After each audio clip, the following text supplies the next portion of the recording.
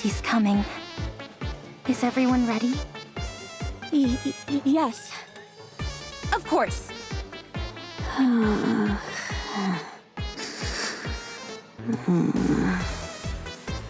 Are you actually serious about this? You bet I am! I'm really not in the mood for this. How can you not be excited to witness a historic event like this up close? There's no scenario in which this goes well. That's all I'm saying. Well, we'll find out soon enough. Ah!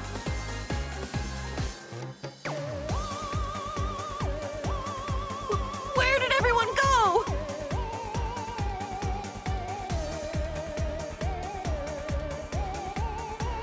She'll be here soon, so everyone keep your eyes peeled. 3, 2, 1.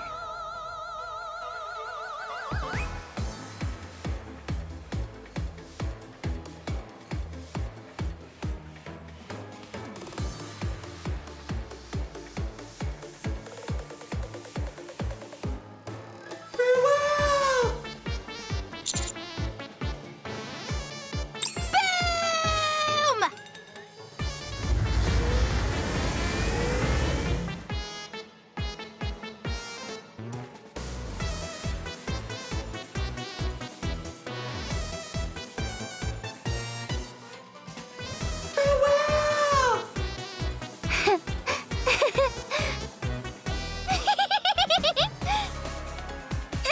It's working!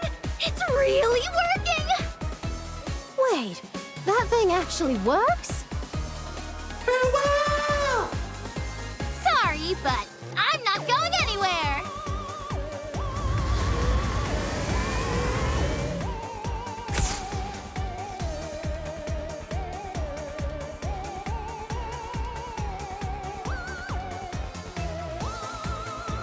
Oh! Did it work? No way.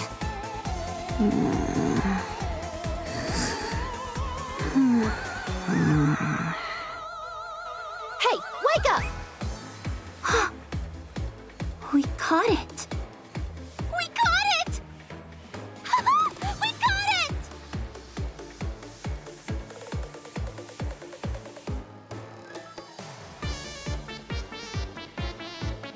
Wow, it actually worked. There's nothing to be afraid of anymore! Miss Tube, the coast is clear! You can come out now.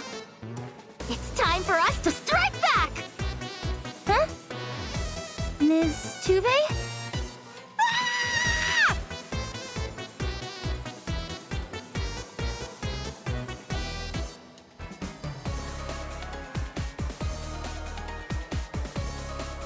Help me! Hi-ya!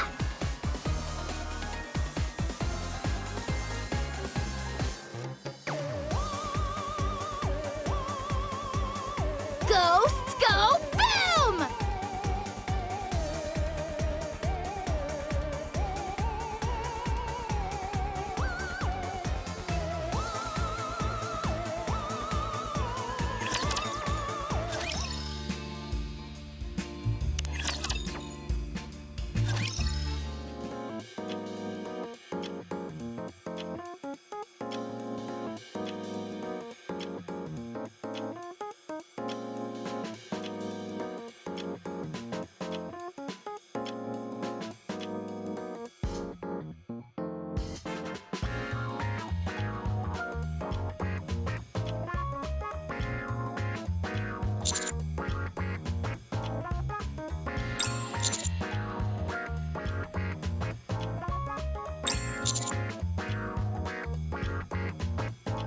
Yep.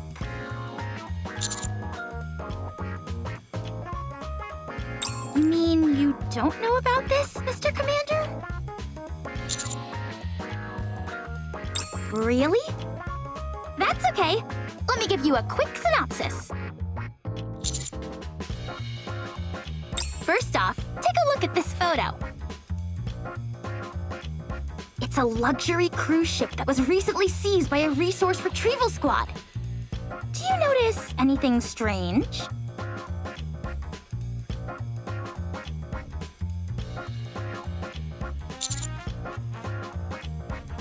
Really? Isn't it obvious? The lights are on. Any abandoned cruise ship that was used by humans would be at least 100 years old by now. How could the lights still be on? There's no way a ship's power would last that long without someone maintaining it. That means that the power source must be coming from somewhere abnormal. Or there could simply be people on board. Oh yeah, that too. Anyway, we're gonna head up to the surface and find out what's going on. I already filed a request to the higher-ups and received approval. When I told them you'd be coming along, they authorized the mission straight away. Also, check this out. Look carefully at this photo. Over here.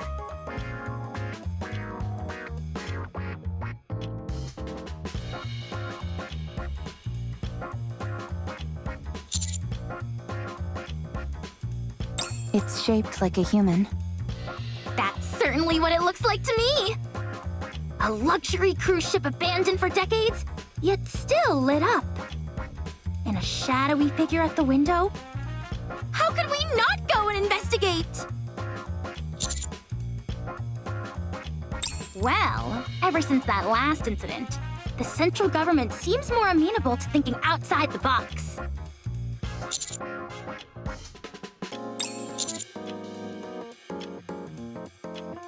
Yep. Although, to be honest, I'm not entirely sure who else will be coming. Nah, she said she'd rather die than go on this mission. Oh, don't worry. It's already been taken care of. Miss Ewan said she was willing to finance this entire expedition. So we wait here for the others and then leave once everyone's gathered? That's right. It will probably take some time for Elysion to come up with anything conclusive. It's their first time attempting to manufacture such a thing, after all. It's imperative that they take their time and be extra cautious. I highly doubt they're going to be finished all that quickly.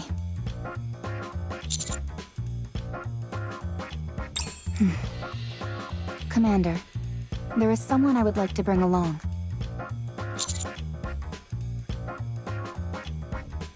You're right, but I wasn't referring to them anyway. Besides, they've spent too much time on the surface, and thus are undergoing rigorous inspections. They might have been affected by crystals or dark matter, so it will be a while yet until they're free.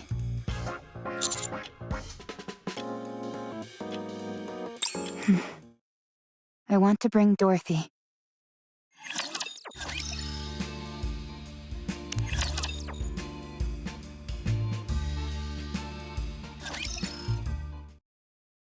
So, you want to head up to the surface and investigate a suspicious cruise ship?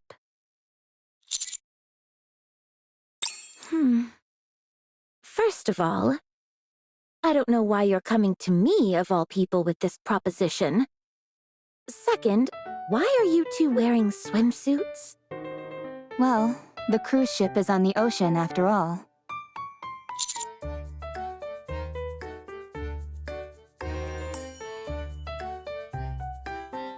Did you both change in this building? You didn't come all the way here dressed like that, did you?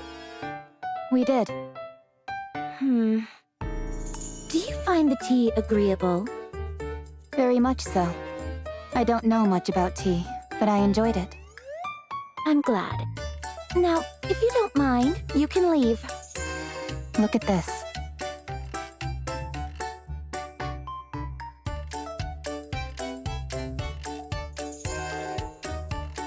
I'm telling you, I'm not interested.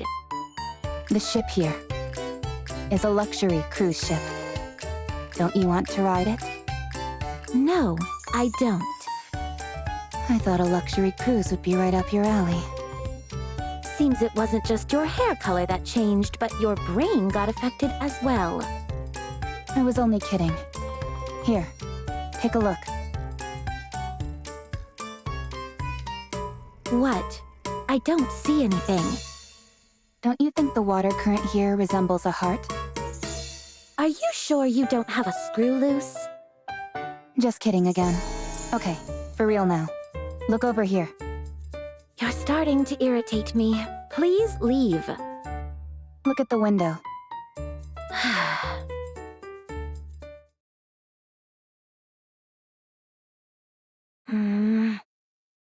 I don't think that's a trick of the light. It might be a Nikke. Or potentially, even a human. Dorothy, are you shaking because you're scared? Please stop talking. I'm begging you. Let's go together. All you'll do otherwise is stay inside all day watching TV and drinking tea.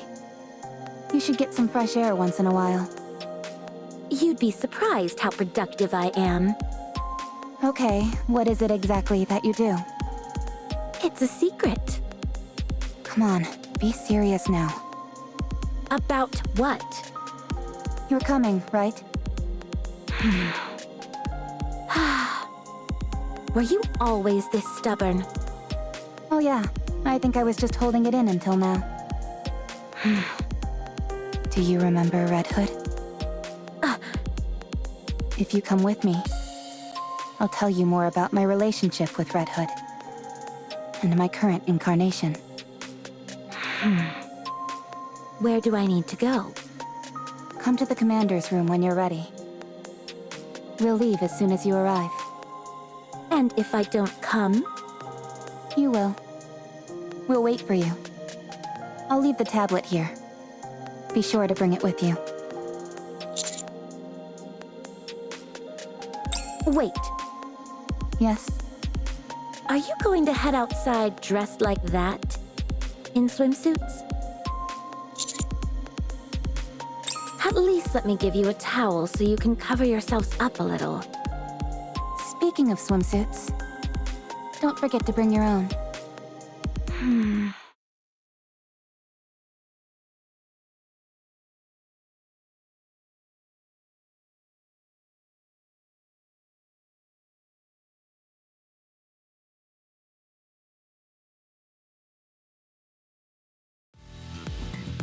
I'm planning on publishing an ebook.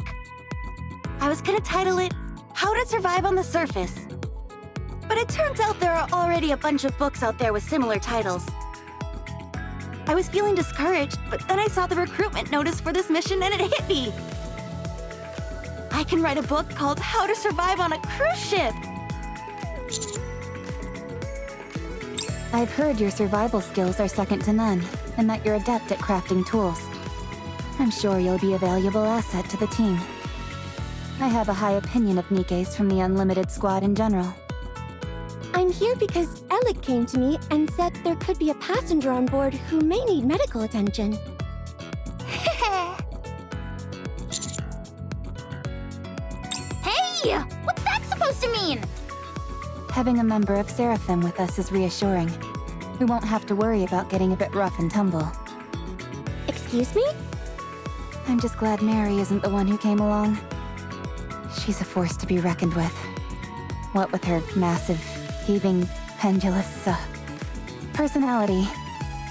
I hate to admit it, but I don't stand a chance against her in that department. Are you okay, Robbie? I'm not here for any particularly dramatic reason. Apparently there's a shopping area inside this cruise ship.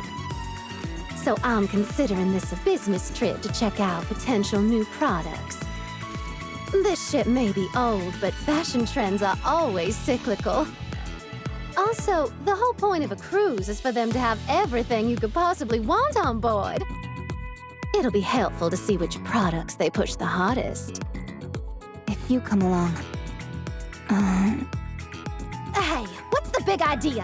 How come I don't get any compliments like the others? The only real benefit to you coming is that you'll potentially find good items for cheap. And I have my doubts as to whether a 100-year-old cruise ship is going to have much to offer. There's only so much a merchant can offer, sadly. Rookie, do something about her. Make her stop talking. I don't know, Commander. I think it may be too early for a kiss. Hey. Cruise, sleep. My dream. Good. Next. Good night. Next. If it's an old cruise ship, it's bound to need some repairs here and there. That's where Mighty Tools come in. If we've got mighty tools in tow, we'll have nothing to fear. The only problem is... Senti is kind of an upgraded Tuve.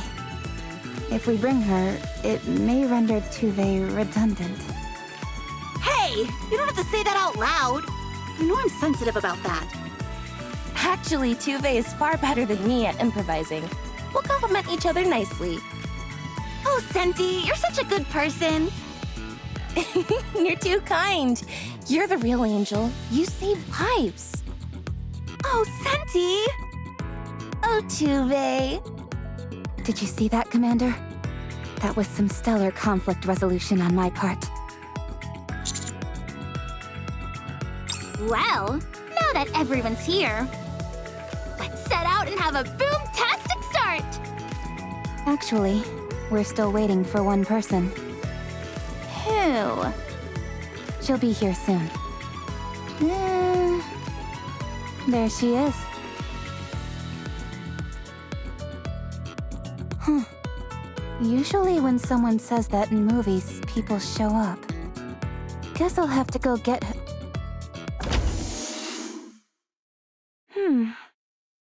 Glad to see I wasn't too late.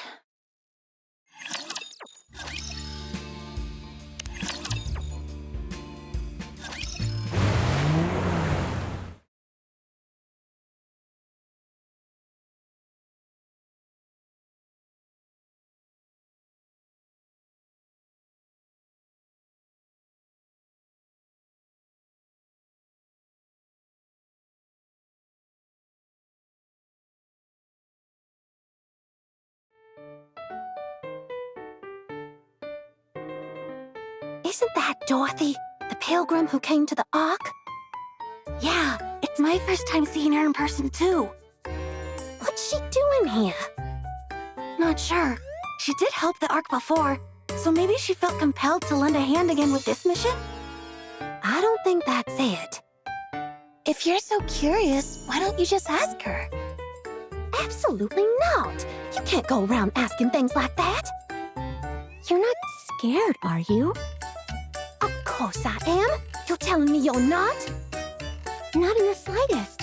During that incident back in the Ark, she fought against the heretics, didn't she? Thanks to her, a lot of people were saved. You're not wrong, but that's exactly why this is so suspicious. No one in this world does a favor without expecting something in return. You're only saying that because you're a merchant. Yeah, you shouldn't be so cynical. There are plenty of people who do good without expecting to be repaid. Sorry, but I'm not convinced. She's definitely up to something.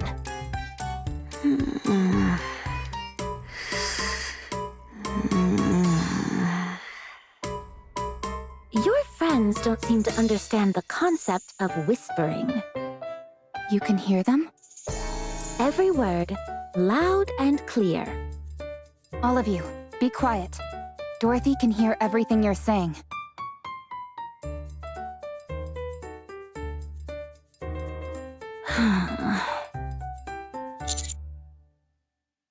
An apology from someone else doesn't mean all that much. Ms. Dorothy, What? do you like starfish? I don't know. I've never seen one before. Are you sure? There's one stuck on your shoulder. What the? How do I get it off? Don't worry. I'll get it.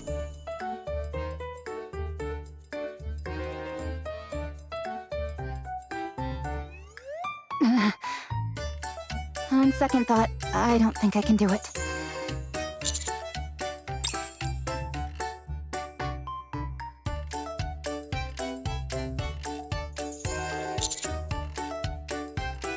What are you two doing?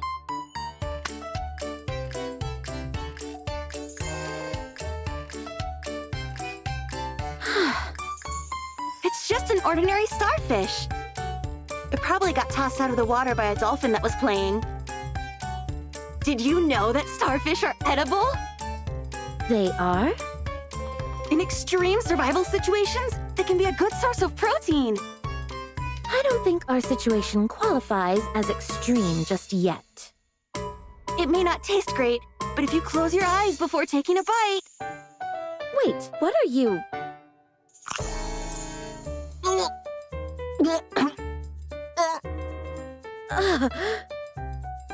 Don't be alarmed. I'm just feeding the fish. Are you seasick? Lie down and relax. You're seasick? Here, take this medicine. It'll do the job. For the low price of 20,000 credits, it's all yours. Too much talking. Alec, are these parts waterproof? Yes, of course. Okay, then we don't need to worry about cleaning everything straight away. Let's turn the boat around. No way! Not when we've come this far! You see? There's the cruise ship, straight ahead! We'll arrive soon.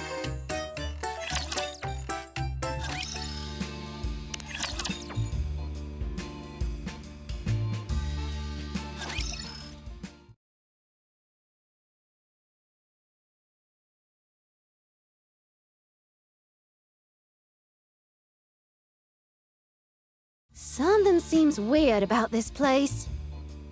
Yeah, it's oddly clean. Almost as if there's someone tending to the ship still. Tuve, you've still got a bit of vomit on the side of your mouth. As expected, the lights are still on. That means power is still being supplied to the ship. I did some research beforehand. This ship is called Utopia. It was a renowned vessel, so getting the blueprints was easy enough. I've sent the schematics to all your phones. You really came prepared. Of course! The more prepared you are, the better off you'll be. Miss Dorothy, give me your phone number. I don't need the blueprints.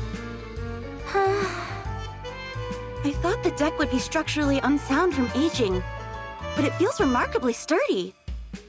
I don't think we're in any danger. I'm not sure it was even necessary to swap our bodies out for swim-ready models. It's almost like there are no hazards at all.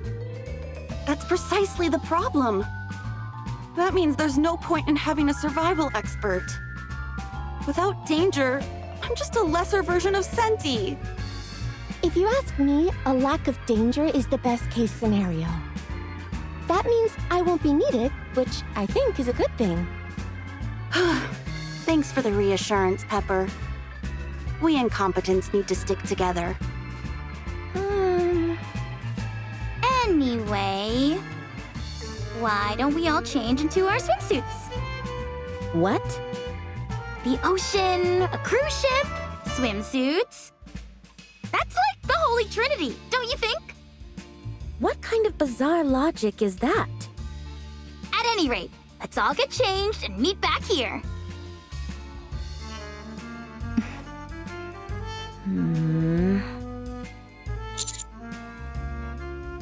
Aren't you getting changed? No, Why not? there's no reason to. Did you not bring a swimsuit? You did, didn't you? Here, follow me. Huh?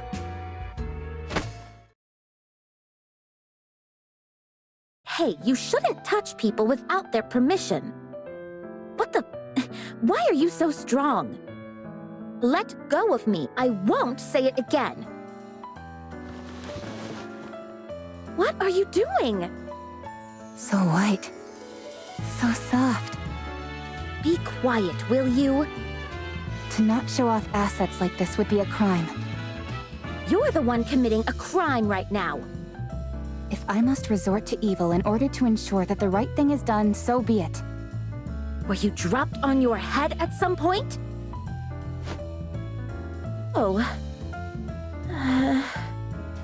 Aha. So this is how I get you to be quiet. I ought to let the commander know about this. A word of this to anyone, and you're dead. Now, stay still. Oh, yes. This swimsuit you brought suits you perfectly. Excuse me? It's so beautiful and elegant. I could never pull off something like this. Well, don't just stand there. Unless you want me to dress you. Don't come near me. I'll put it on.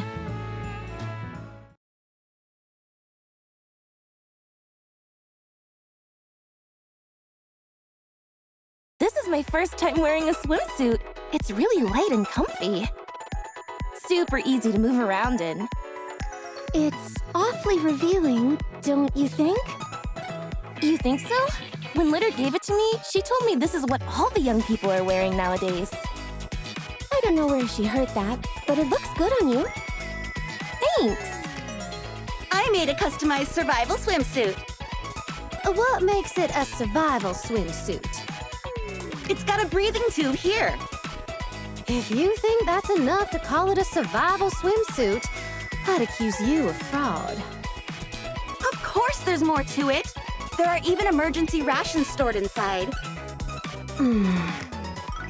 Actually, that might be a hit amongst certain niche groups.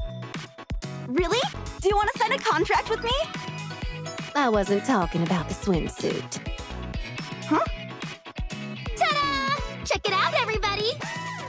Do you like my swimsuit, Mr. Commander? Wow, what a cute swimsuit, Alec. I thought so too. I designed it myself. You want to see something cool?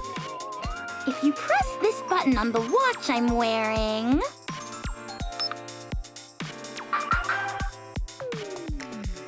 Boom! Boom! Boom! The transparent part of my swimsuit doubles as a display. You can even control it by pressing the buttons here. Want to give it a try? How in the world did you do that? Sorry, trade secret. What? Oh, just tell me. Sorry, no can do. Alec. The boom letters on your thigh are misspelled. Oh, sure enough. It's a sticker.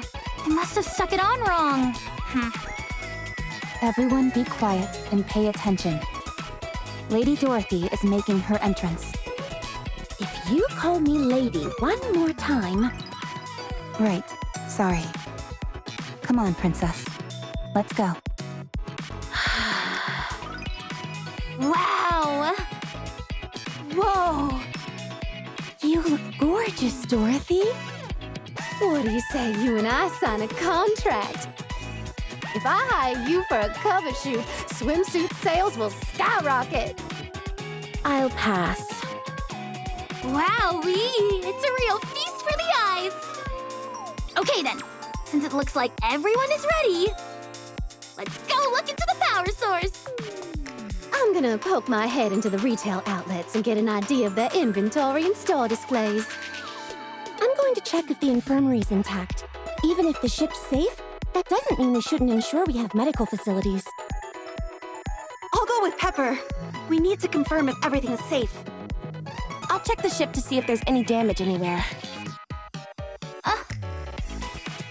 Then Miss Dorothy and I will... Actually, I have my eye on somewhere specific. Sorry, but I'll go on my own. Why don't I join you?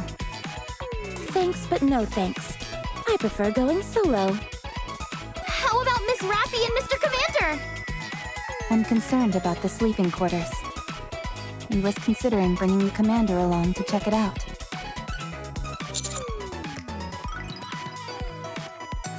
You're the light of my life, Commander. So checking you out is my top priority. Of course, I was planning on it. I was just pulling your leg. Thank you both. Where's Miss Frima, by the way? I haven't seen her for a while. She found a spot that she liked and went to sleep. I see.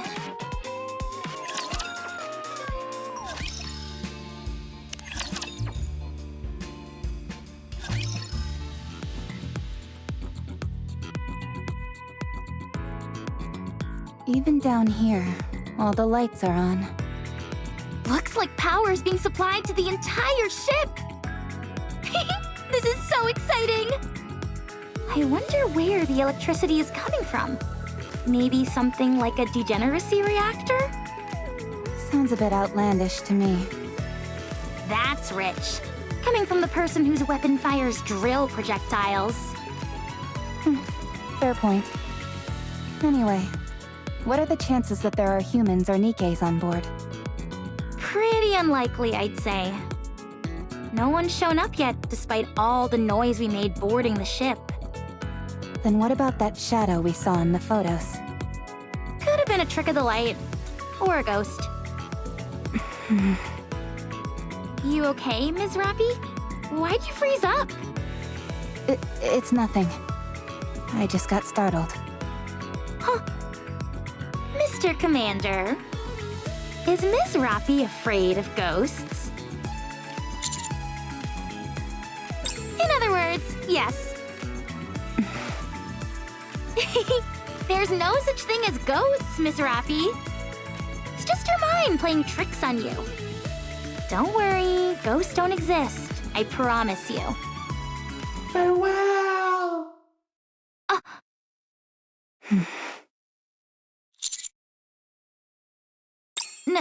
Now then, why don't we head into the engine room? Hold on. Didn't you hear that? Hear what? Nope, I didn't hear anything. You don't think it's ghosts, do you? Stop kidding around. Both of you, stop teasing me. No way, it's definitely ghosts. The leg? Okay, I'll stop. Let's go! Full speed! Boom style!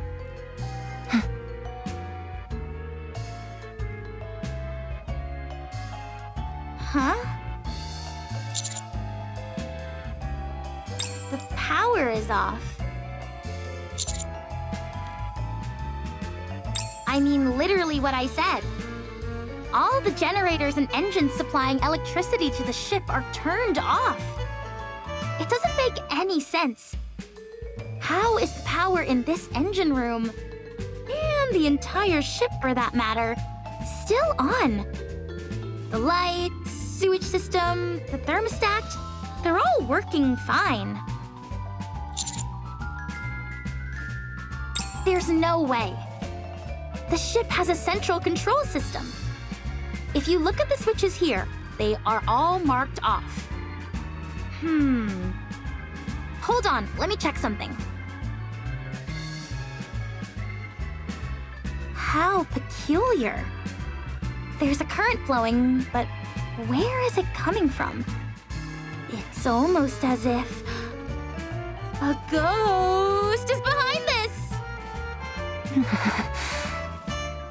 Commander, I have a suggestion. I say we destroy the ship. If we blow it up, it'll take all the ghosts and paranormal power sources along with it. We've got to be sure. If we take out the ship, everything will return to normal and... You're right. I'm sorry. I lost my composure for a moment.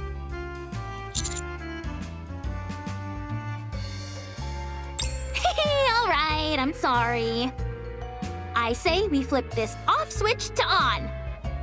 That way, we can see if it's just a display error or if the power source itself is really inactive.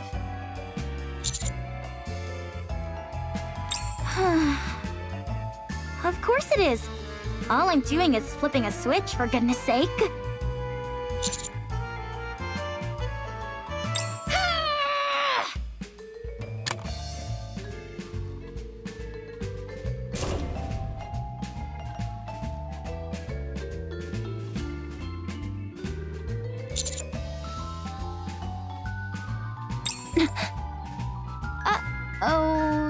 A power outage?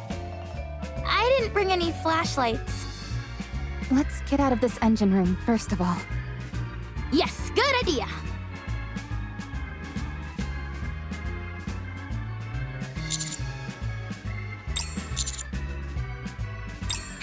Sure thing, Mr. Commander. I guess your vision isn't so hot. Take my hand, Commander. How exciting! This is my first time holding hands with both of you. What do you mean? I'm standing in between you and Miss Rappy, holding both your hands.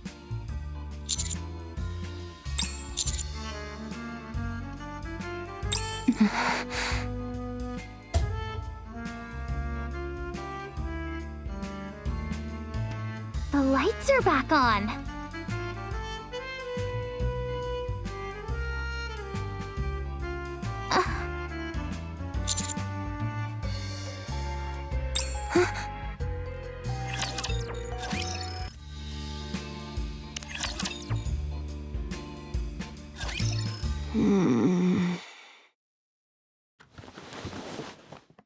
Can't sleep. You can't sleep? No.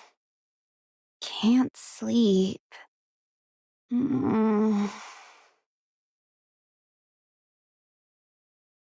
Huh?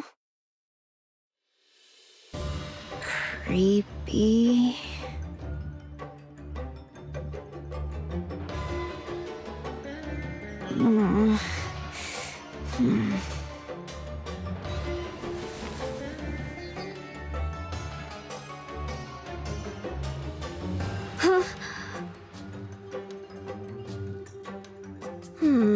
For a fancy cruise ship, there's nothing too special here.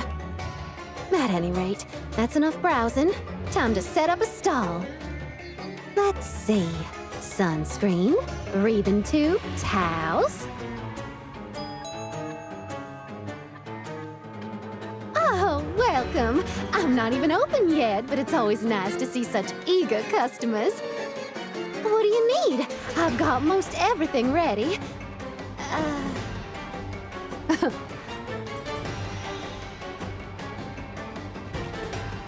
Maybe it's acting up since it's so old.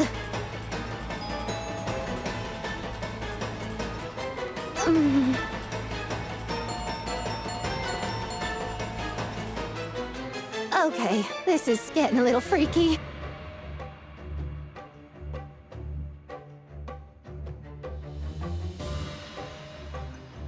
What the?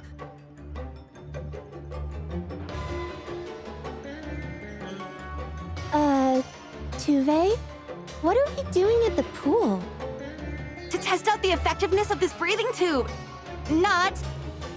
Pools are accident-prone places, so I thought I'd check if this place posed any danger to us. You sure you didn't just want to check out the pool for fun? Of course not! As a survival specialist, I'm merely making sure to eliminate any potential risk factors. If you say so.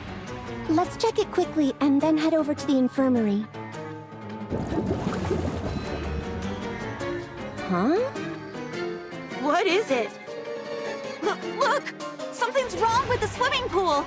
Otherwise, why would the water be swirling around? Wait a moment. Something does seem strange.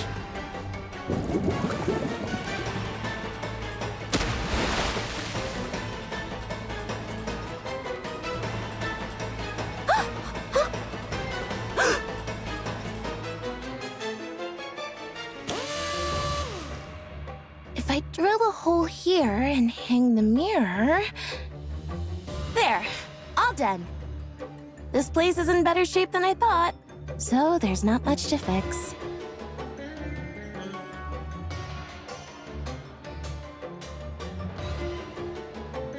Who's there?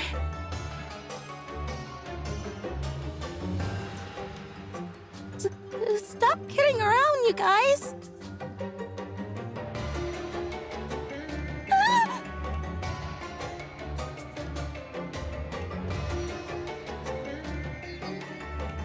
Let's get out of here quickly.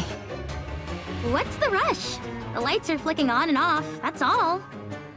You and I were holding hands with someone or something, and it wasn't the commander. Unless he's got more than two hands. You see? That means we must have been holding hands with... All right, if you insist. I'll come back to the engine room later by myself to investigate. Let's regroup with the others and share our findings. Huh? Alec, no more kidding around. I'm not messing with you. The door's locked. This door is sealed tight. We'd have to use an explosive charge to get it open, and that could damage important equipment in here. Hey, is that Miss Dorothy?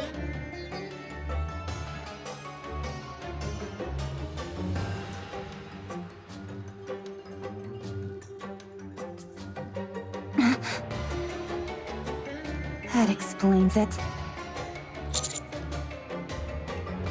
Commander, Dorothy locked us in here, and it was her who turned off the lights. I'm certain of it. Sure, I'll admit I was a bit indecent when she was changing into her swimsuit, but this is so uncalled for. And who turned off the lights and locked the door? Are you implying that there's some unscientific explanation? That some supernatural entity did this, like a ghost? You're so silly, Commander. There is no such thing. At least, there shouldn't be. I hope there's not.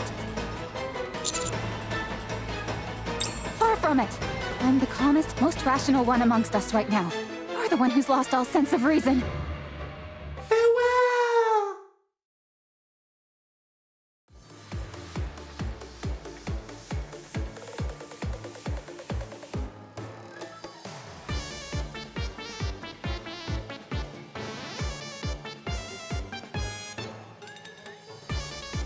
You've gotta be kidding me. Farewell! 7 Dwarf Zero, fully active! Pierce through!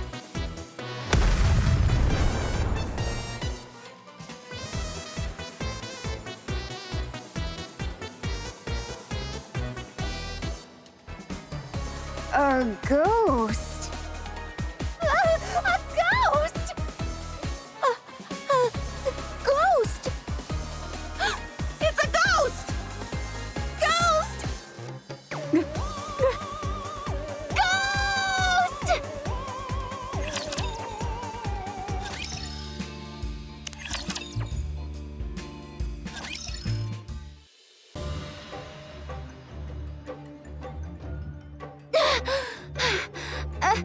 Everyone?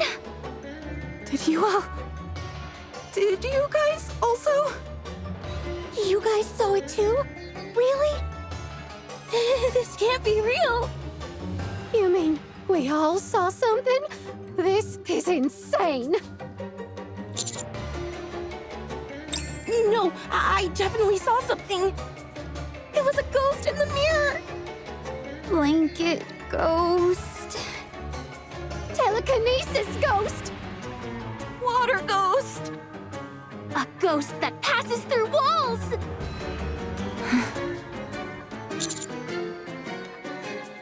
Commander, once again, I propose that we destroy the cruise ship. I'll use 7 Dwarf Zero. We'll destroy this ship. I'll bring it all down. No, I don't think anyone's hurt. I haven't seen Dorothy for a while, though. Hey, now that you mention it, I need you all to listen carefully. Don't be shocked, but Dorothy is the one behind all this. We can confirm it once we find Dorothy. We've got to carry out a search for her immediately. What's wrong, Ms. Rappy? You went quiet all of a sudden.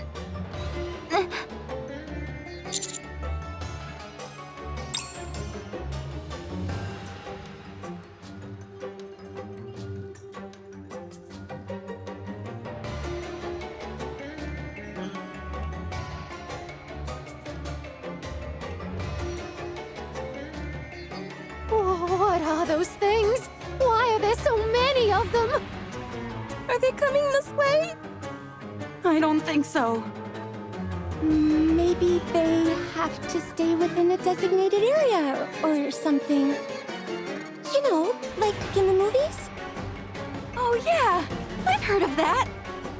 Me too. Ghosts aren't supposed to physically harm you, right? They're just standing there. They don't seem like they're out to harm us. Good point. Now that you mention it, they haven't actually attacked us yet. They just spooked us. You're right. Maybe they're nice ghosts? No, this is our chance to eliminate them. We've got to exterminate each and every one of them. Someone once told me that the only good ghost is a dead ghost. And the way to accomplish that is through firepower. 7 Dwarf 0, ready.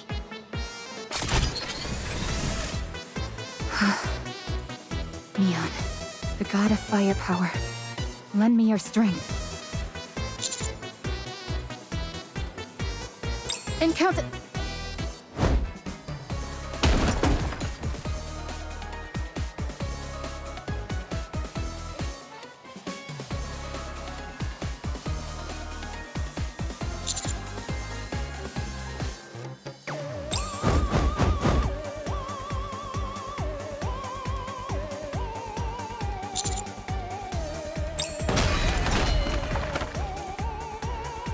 Yikes!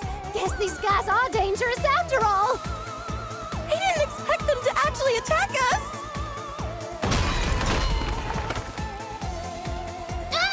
How are ghosts so strong?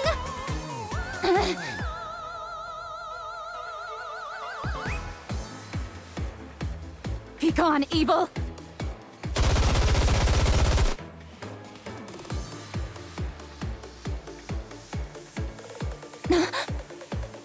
Physical attacks don't work on ghosts. No surprise there. Damn.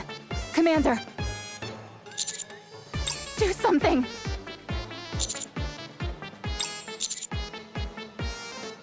Retreat to where? The ocean? For a while, sure, but not across the whole ocean! Mr. Commander, get a hold of yourself! We can't have you losing your cool as well! They're coming again! Everyone, scatter! If we stick together like this, we'll all get crushed!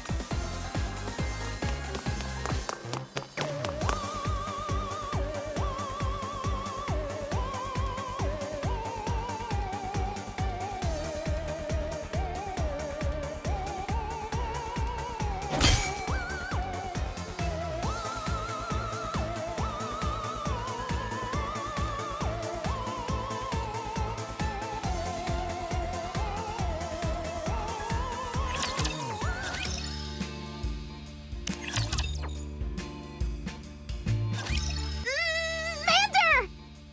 Oz! Blist! Mr. Commander! Buzz! Survivalist! Oh, this isn't good. I've got to perform CPR. It's a special method I devised for falls from 2 meters or more. Wouldn't it be better if we bonked him on the head with a wrench? What are you talking about? Electric shocks would be far more effective. Oh? Whew, you're Thank goodness. We were getting worried. Actually, you weren't paying attention to where you were going and accidentally slammed into a fence. It was pretty funny to see, actually. The fence got all bent up too. Your body is something else.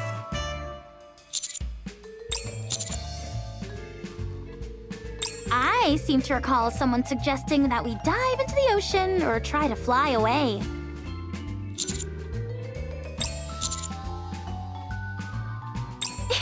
Right. After all, someone like you surely wouldn't be so scared of ghosts. That you'd be terrified beyond the capacity for rational thought. We all got separated, so I'm not sure. This is bad. Whenever people get split up in horror movies, they get picked off one by one. We've got to regroup and figure out what to do next. Although, I don't think, even with all our heads put together, we'll be able to come up with a genius plan. That's precisely why we need your help, Mr. Commander. I've got a hunch, and I need your help to put it to the test. All you've got to do is go hug a ghost. Give one of those ghosts a big old bear hug. In fact, I see one right over there. After some close observation, I've noticed these ghosts always head straight toward us. Maybe they're just after some affection? Dunno. Maybe we could use the Heimlich maneuver to force it out of you. Once again, I propose a wrench to the head. It won't come to that, promise. Ms. Senti, Ms. Tuve, I don't think Mr. Commander is up to it. He's too scared, so we'll have to nix the plan. It might be for the best. We wouldn't want him wetting his pants and embarrassing himself after all. All right, Mr. Commander. You see that fire hydrant cabinet over there? I'm sure that's a nice, safe place for you to hide. Or maybe I could build you a baby cradle? One that rocks you to sleep? Your preoccupation with safety shows just how seriously you take survival. You have my respect.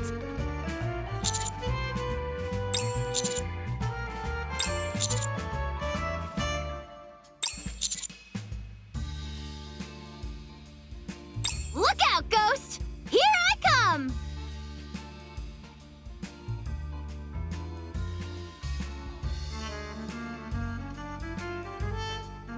Now, Mr. Commander, go! Of course!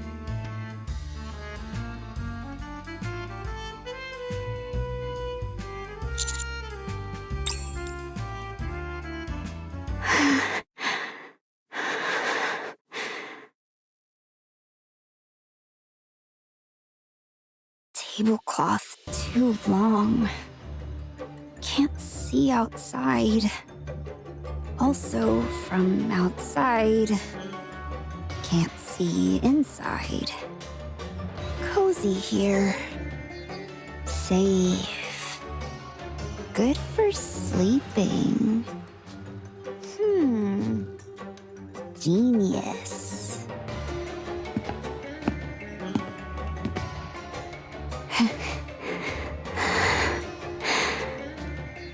Footsteps. Coming close. Must be quiet.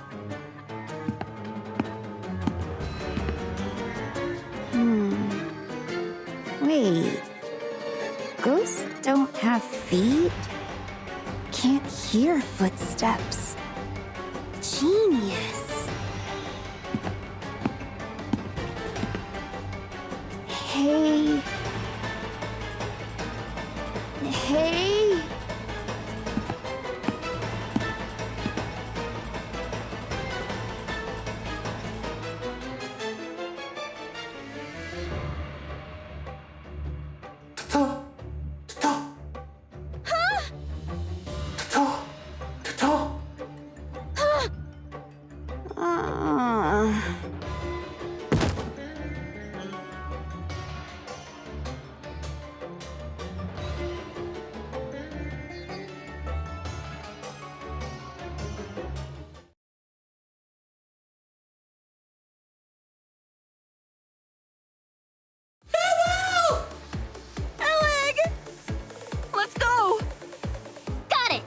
Leave it to me!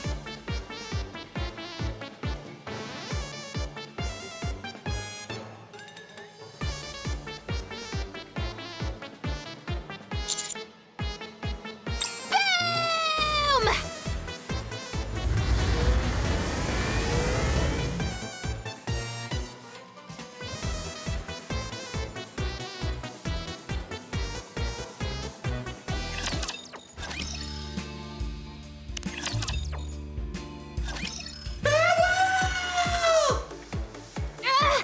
The output! It's too much! It's shaking like crazy! The joints are gonna blow!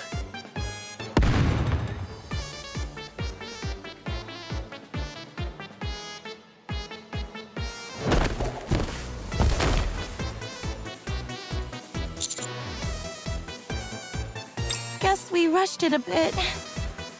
Huh? Look over there!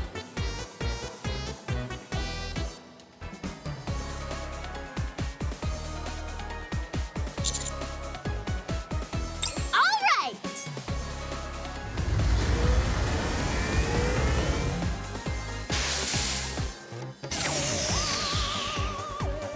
Huh?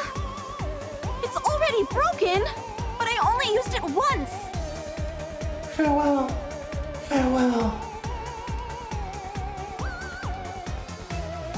At least we were able to drive it away. Yeah, it wasn't totally ineffective. I'd say that was a successful test run of our anti-ghost superweapon. The Boombastic Phantasm Gun!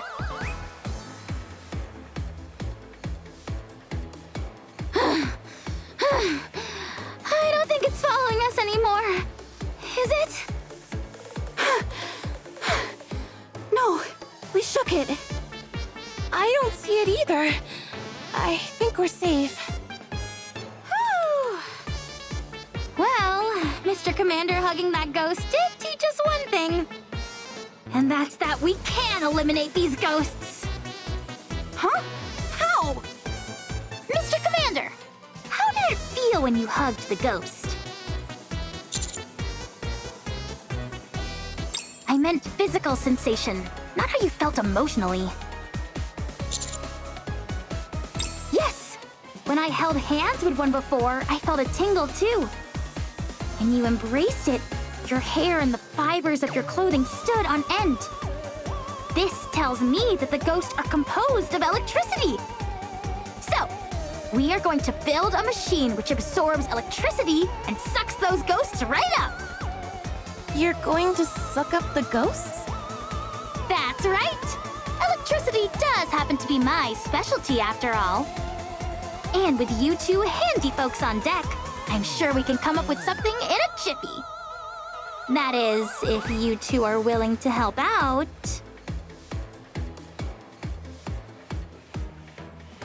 Boombastic Phantasm Gun. Brilliant. Considering how effective this thing was on such a rushed schedule, if we take our time and put some effort into it, it'll be remarkable. The name is a bit long, though. I say we call it BFG for short. BFG? Intense name. You bet it is. It's the most badass name there is.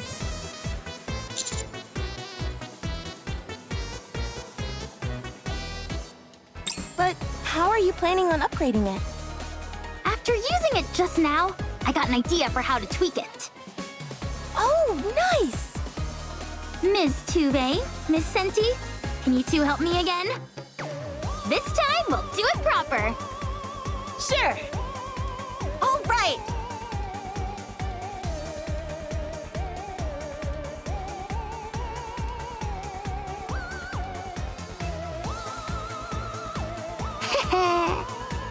Now, what do you say we go do some ghost hunting?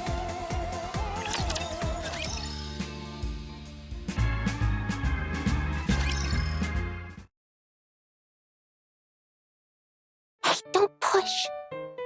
You're taking up all the space. I'm not even moving. I'm staying perfectly still. Then you need to lose a few pounds. Hey, there's no need to be mean.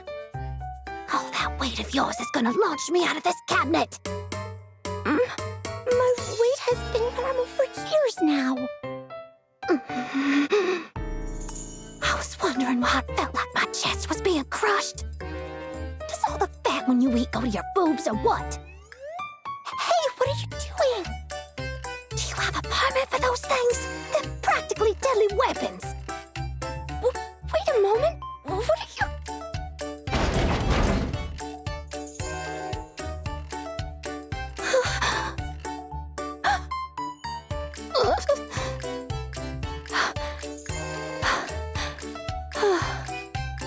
Is it gone? I think so.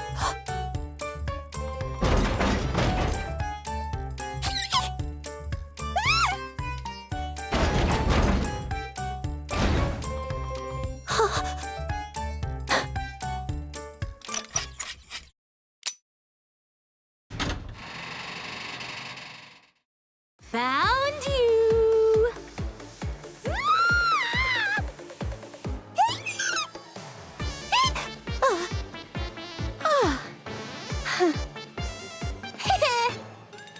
I'm warning you. You better sleep with one eye open from here on out. You scared the heck out of me.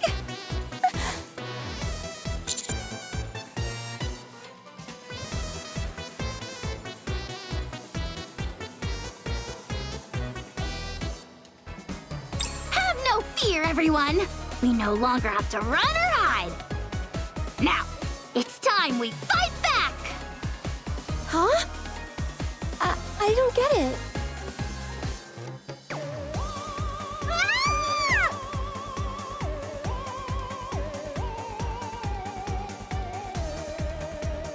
She's coming. Is everyone ready? Yes. Of course.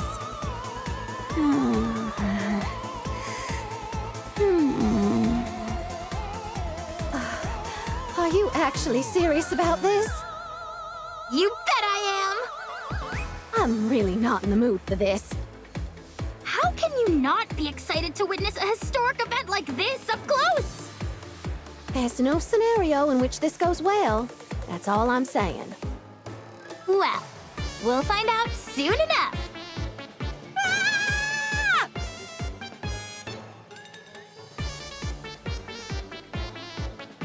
Where did everyone go?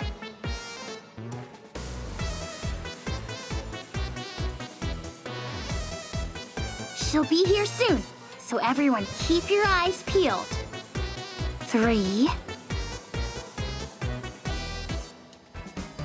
2,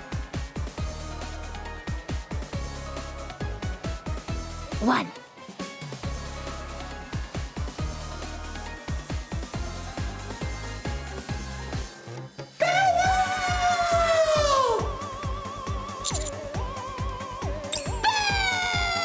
Boom!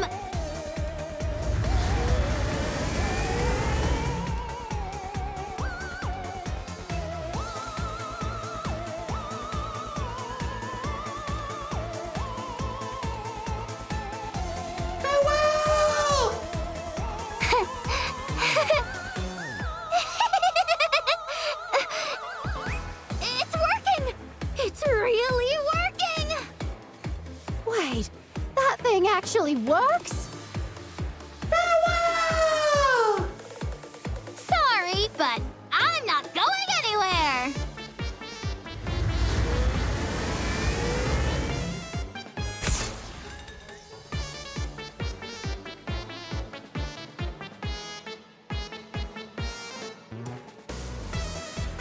Oh! Did it work? No way! We got it! We got it! We got it!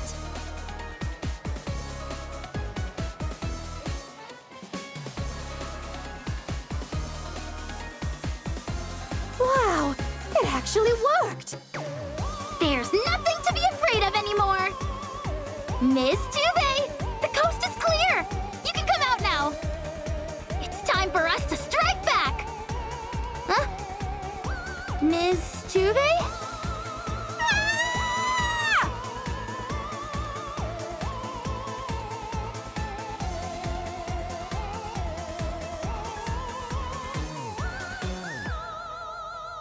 Help me! Hiya!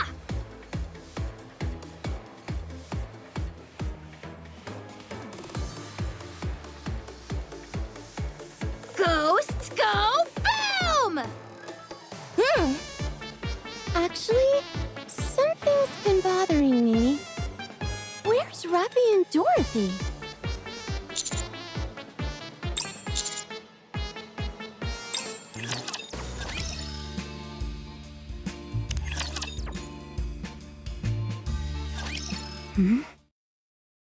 I heard a loud noise over there.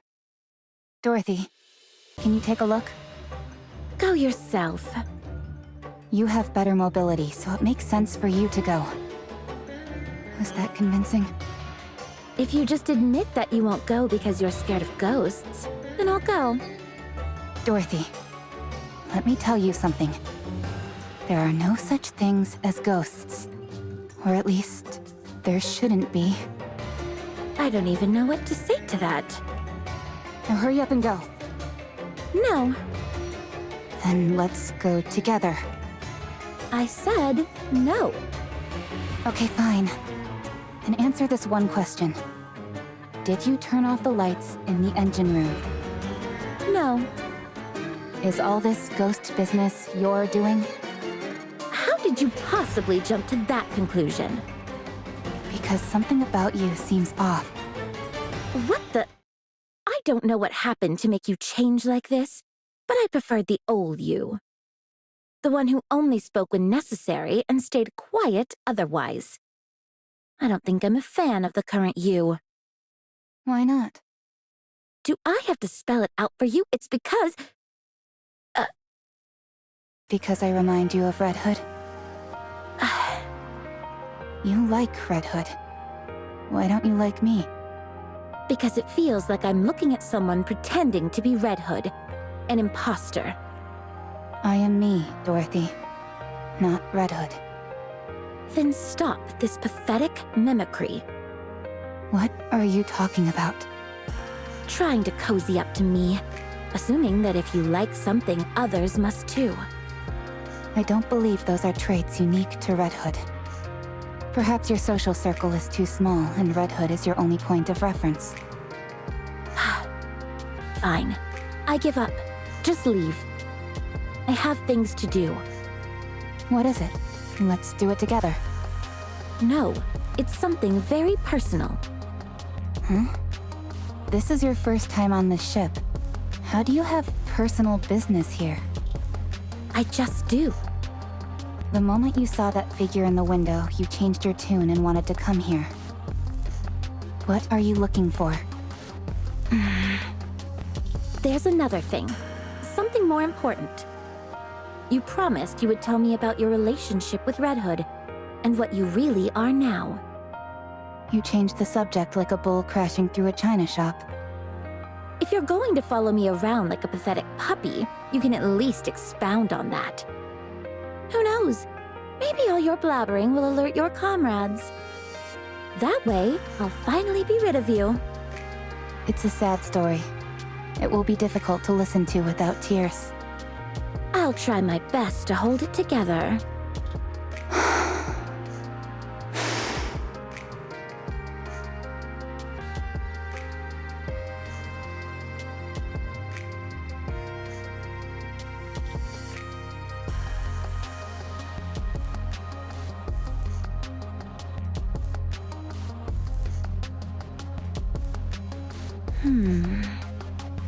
After that, Wait a moment. What's wrong? It's not boring, is it? I can try to spice it up and make it more interesting.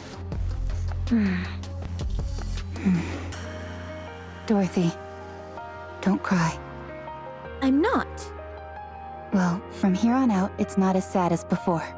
So don't worry.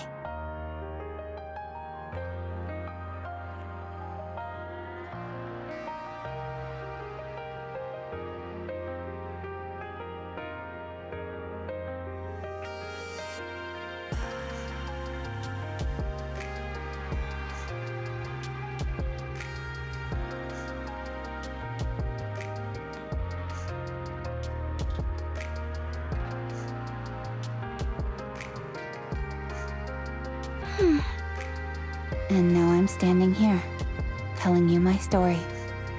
Powerful enemy. Do you mean the heretic? And those comrades you met on the surface? Who are they?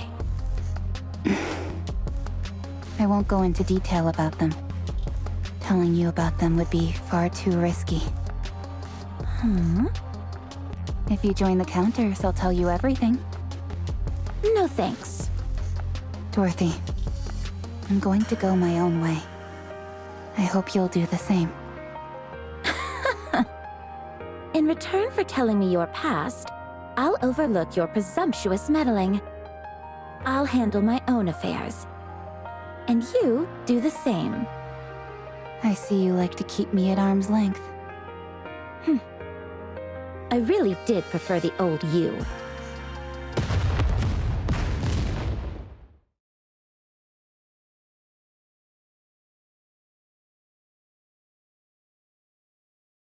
I'm pretty sure that wasn't my imagination. Let's go. Dorothy?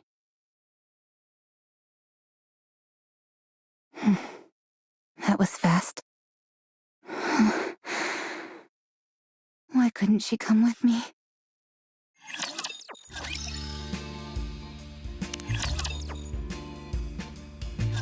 Boom! Boom! Boom! Boom!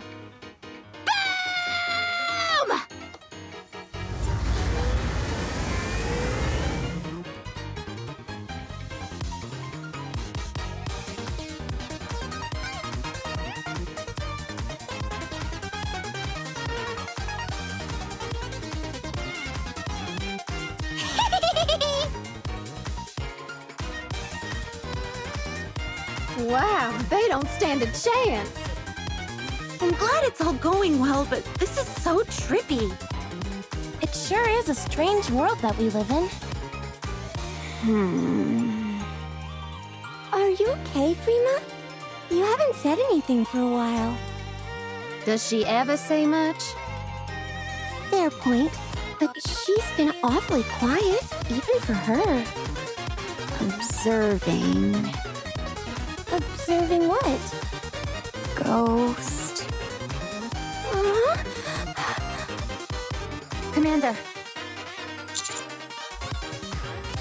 Of course. I ain't afraid of no ghosts. I did. She said there's something she has to handle on her own. So she left me all alone somewhere dark and spooky.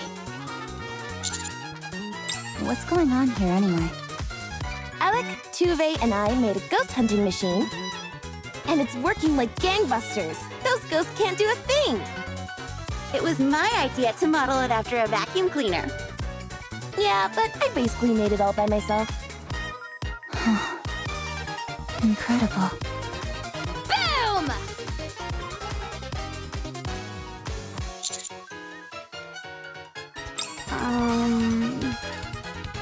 Phew!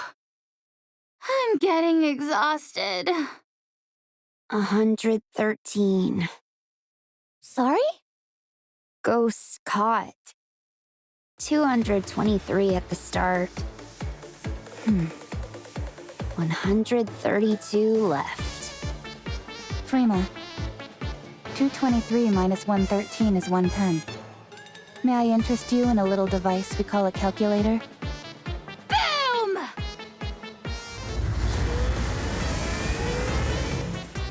Phew. It's strange. It doesn't feel like they're decreasing. If anything, they're... Increasing. Ghosts increasing.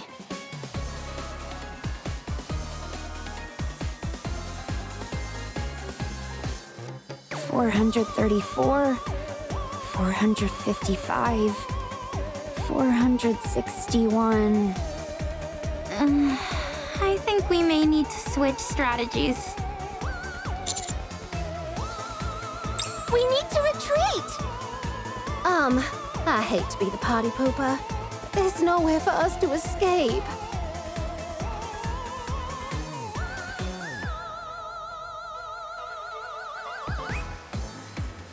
Things are getting desperate. I'll try talking to them. You'll what? Part of being a survival expert is studying ways to communicate with animal species. I've also gotten a lot of advice from the folks at Happy Zoo, so I'm feeling confident. Do ghosts count as animals? Either way, the basics of communication are the same. You need to understand their intent and convey your own. Based on my survival expert instincts, I believe these ghosts are trying to tell us something.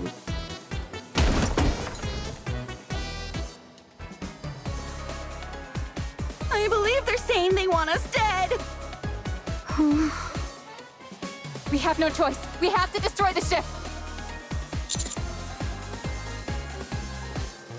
Everyone, over there! There's a ladder!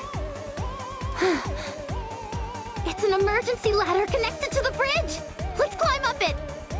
But what if it leads us to more ghosts? There can't be any more there than there are here! That's right. In extreme situations, sometimes the key to survival is simply avoiding the worst-case scenario.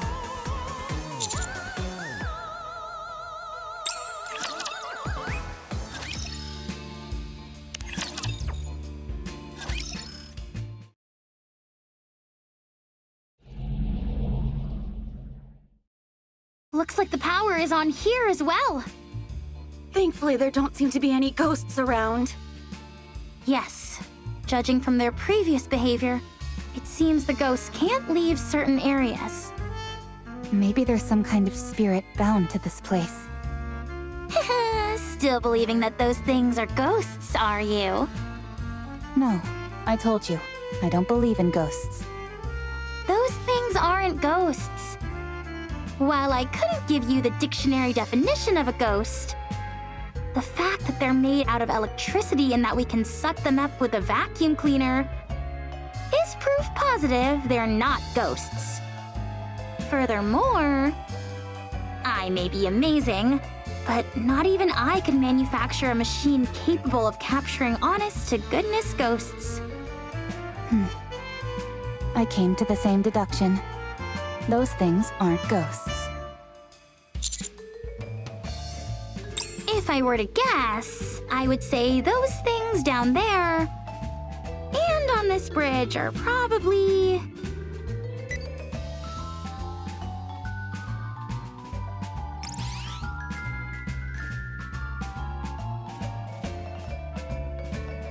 Seven Dwarf Zero! Fully active! No! Wait! Hello, dear passengers.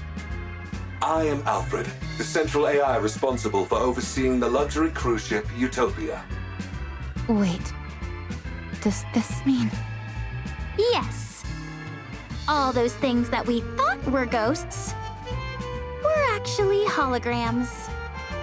How may I assist you, dear passengers? What's with the dear passenger stuff? Seems a bit stuffy.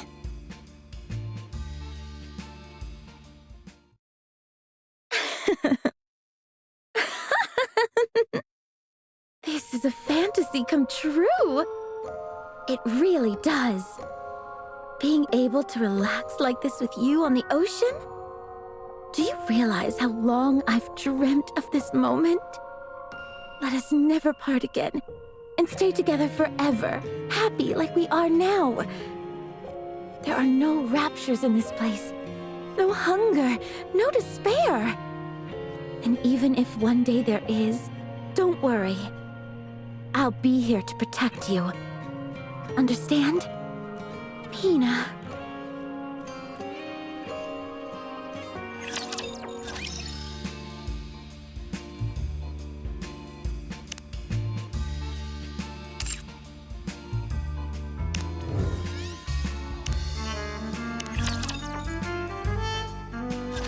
Welcome aboard the luxury cruise ship Utopia. It has been some time since I've encountered dear passengers like yourselves. Please wait a moment. Oh my, the ship's facilities are currently operating at less than 10% capacity. I intended on offering you a drink.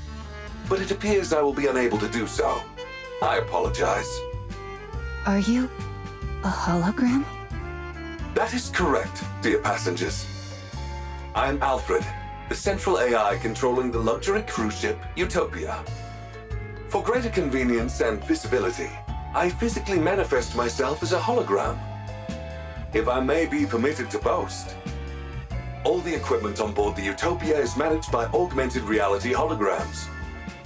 We prioritize the comfort of our passengers above all else. Therefore, everything on this ship is equipped with its own AI system. This extends to even simple functions such as opening and closing doors, turning lights on and off, and covering passengers with a blanket or cooking meals. What? How are holograms even capable of that? They're intangible objects. A terrific question, dear passengers. Allow me to explain by showing you an example of how I can open and close the door. The door itself is electronically controlled, while a well-timed holographic projection simultaneously acts out the motion of opening or closing the door. The synchronization is applied to everything else as well. This gives the appearance of the hologram serving the passengers and fulfilling any needs they have. It's a unique feature of the Utopia which makes passengers feel truly attended to, and we're quite proud of it. What about transporting objects? Can the holograms do that? Technically speaking, no. The Utopia is outfitted with countless rails and small launch ports, creating an efficient transport network throughout the ship. In rare cases where objects need to be sent to passengers, the items are physically launched, while the holograms perform a throwing motion to match the timing. Are holograms free to move around the ship? Unfortunately, that is not possible, dear passengers. Each hologram is assigned a designated service area and cannot leave it. That explains why they all seemed like moribund spirits. Since you're the main AI, can you control the other holograms? Of course. I am a hologram made for that purpose. I see. So the central AI calls the shots for all the other AI systems. Could you possibly do something about the holograms crowding around the lower deck? Those are the holograms in charge of maintaining and servicing all facilities aboard the ship. They are meant to assist passengers, so if you need anything, do not hesitate to reach out to them. They were throwing steel crates at us. Surprising. They made a complete mess of all the merchandise I'd arranged too. Pardon? Oh, I see. It seems there might be a minor glitch in their programming. I will ensure everything returns to normal shortly. Please, wait a moment, dear passengers. Are we finally rid of the ghostly menace? How many times do I have to tell you? Believing in ghosts is for children.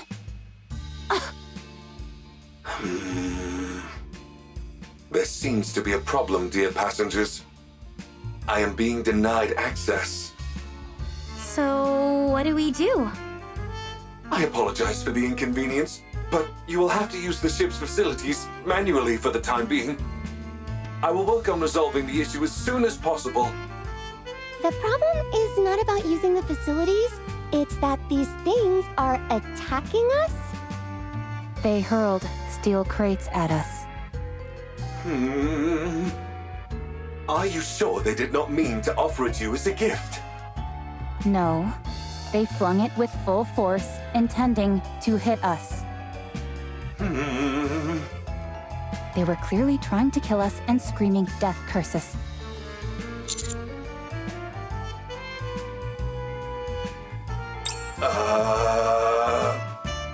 What is happening? They must be really rattled. We weren't even addressed as dear passengers. My apologies. I will get to the bottom of this. This cannot be. The Utopia is no longer a luxury cruise ship, but a hellish ghost vessel.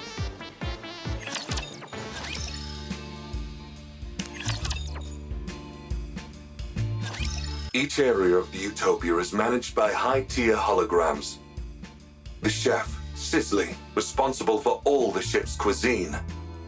The repairman, Fitzy, handles maintenance and repairs. The maid, Neety, tends to the bedding and ensures the ship maintains a welcoming atmosphere. The merchant, Celsi, overlooks all of the shops and their merchandise. The safety management officer, Detaily, handles safety on board.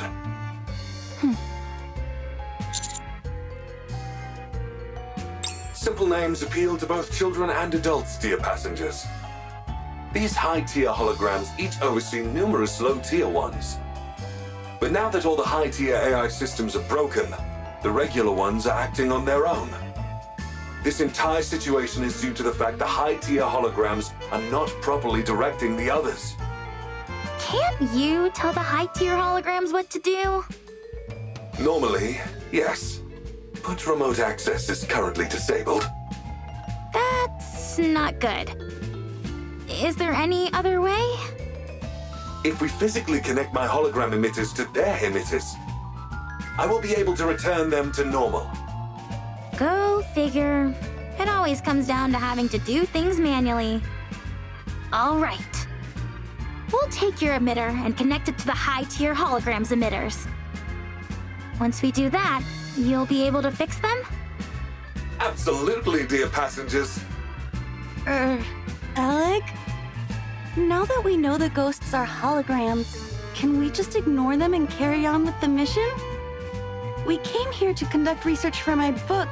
I mean, to investigate the ship's power source. We can't do that.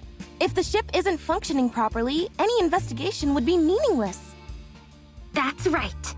This is an important mission, so we need to be extra cautious. Yeah, totally! I just said that as a test, to make sure no one was getting sidetracked. Anyway, it feels like we've jumped out of a ghost story and into sci-fi. What do you mean? There's no such thing as ghosts, Commander.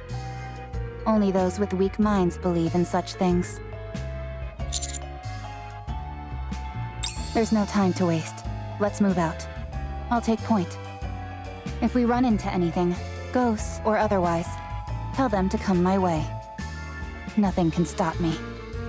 Whatever you say.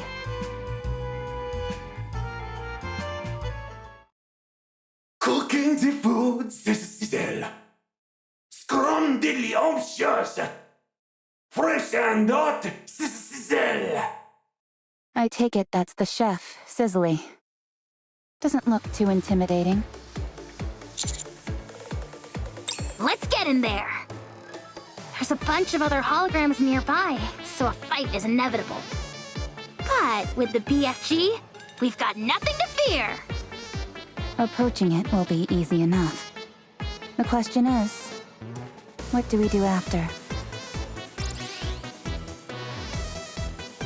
Sisley's hologram emitter should be in the center of the kitchen.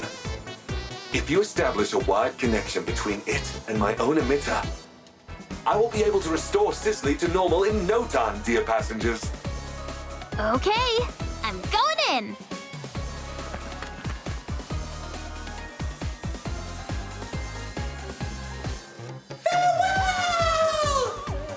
BFG, go boom!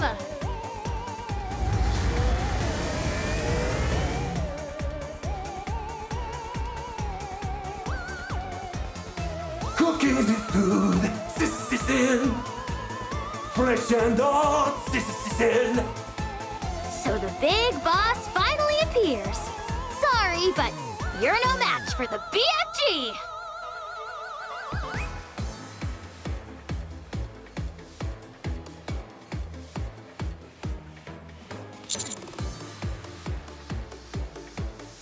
Connected. Commencing repair at once, dear passengers.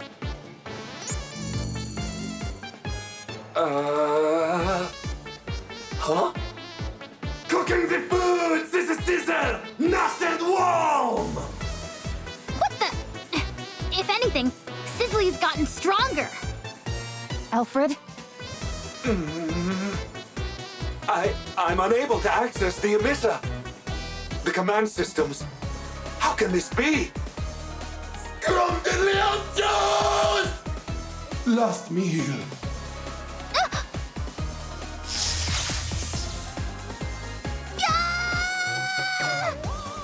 Alec!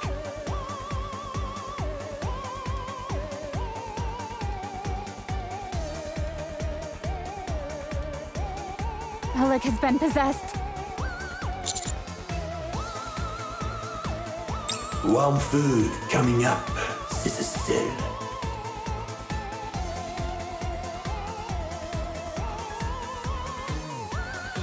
Alfred, how's it coming along? There is nothing else that can be done.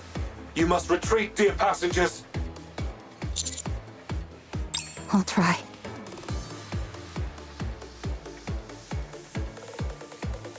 But it won't be easy. Unlimited rescue!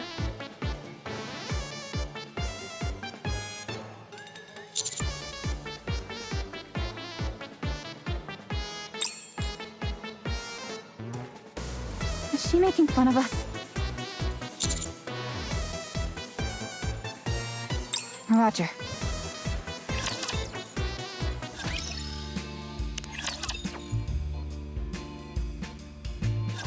She was electrocuted pretty badly. None of her functions were affected too badly, but any longer, and it would have been a different story. Forget about malfunctions. Her brain would have been fried. Holy crap! You mean I could have died back there? Yes.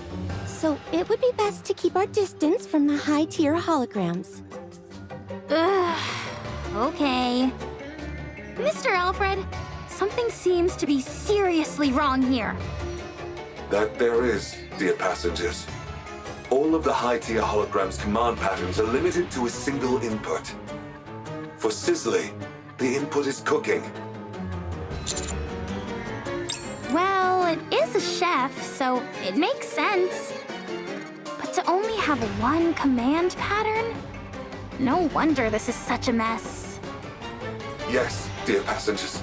All other commands have been blocked, save for that single input. What is strange is that I don't know how that happened. It's almost like a ghost did it. A hologram talking about ghosts. Never thought I'd see the day.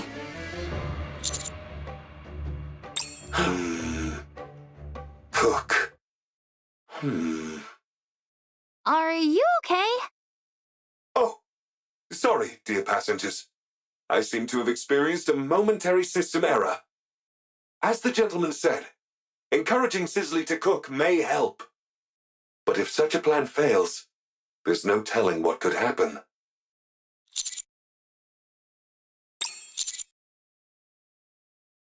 It would hardly be able to cook if we didn't. The entire reason it's been unable to cook all this time is because there aren't any ingredients left for it to use. Yeah, maybe that's why it's gone haywire. All right. Let's try and gather some ingredients for it to use.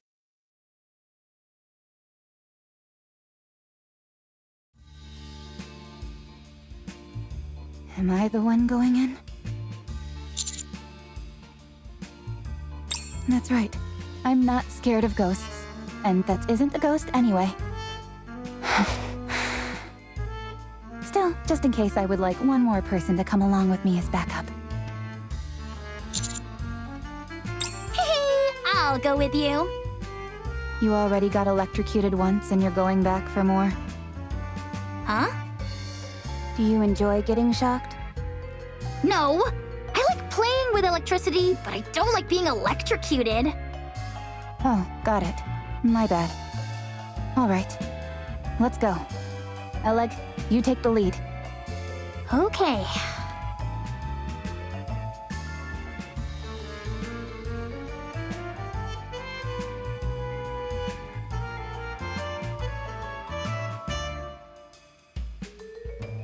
It's moving. It's coming right for us. If it shows any signs of aggression, we pull back. This way!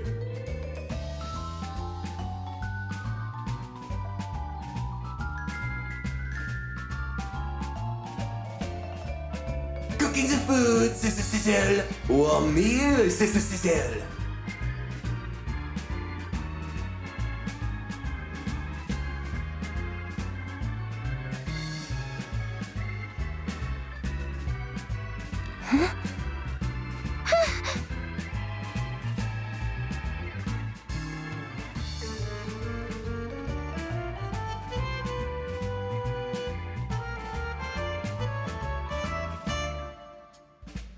Eat up while it's still warm and sizzling.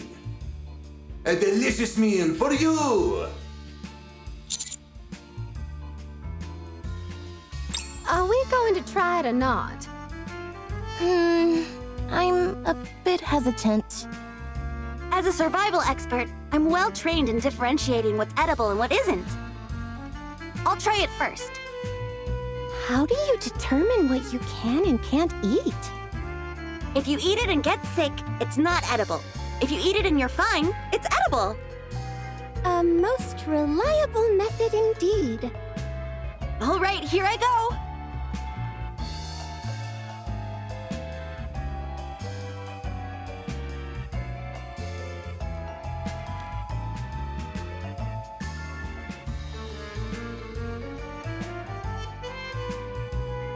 A delicious meal for you. All right, here goes nothing.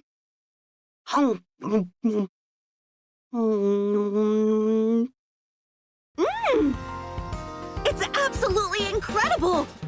It's like I've died and gone to heaven!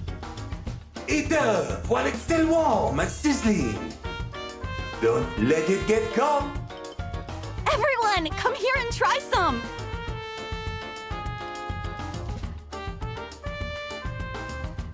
Was it delicious? Yes, it was. Did you find the meal satisfactory? Very much so. I hope this is not the last meal that we serve you. Do come again. Promise? Sure. I promise. Wonderful!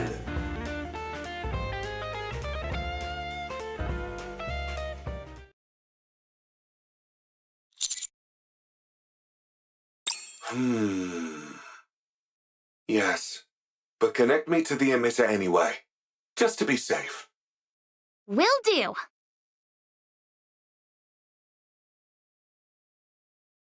The issue is resolved, along with some minor bugs. Sizzly and the lower tier hologram should no longer pose a threat, dear passengers. I wonder what made Sisley calm down so quickly. It was like flipping a switch. It appears that fulfilling its intended task helped. It's like its inner desire was fulfilled. Access authority has been partially restored as well, dear passengers. Rebooting Sizzly uncovered some new information.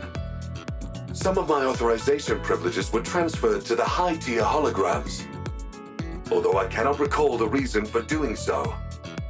As more high-tier holograms are restored to normal, more of my authorization privileges will be recovered, as will my memories. To restore the high-tier holograms, they must re-engage in their intended purpose, as you've done with Sizzly. So, in other words, if we allow the high-tier holograms to do what they were meant to do, thereby disarming them, you'll be able to heal them, regain your authorization privileges, and regain your memory? That is correct. A well-stated summary, dear passenger. This is fun! It's like playing through a video game story. There is one more problem, however. Huh? What is it? If we do not alter the Utopia's existing course, it will be caught in a strong current in a few days' time. That current leads to a whirlpool known as the ship graveyard. Yikes. How do we change the ship's course? I can make the alterations once I have full authorization restored.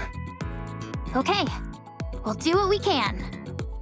I also have a question for you all, dear passengers. Why did you come here?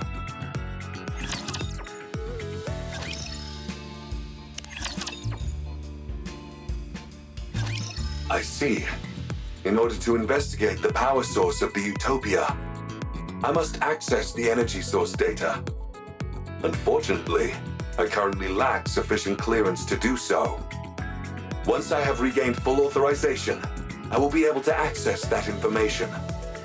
I will also be able to control the Utopia and change course before we are swept into the current. A nice and clear goal. I like it. Let's commence Operation Enlightenment! The closest high-tier hologram from our current location is Fixie. Fixie.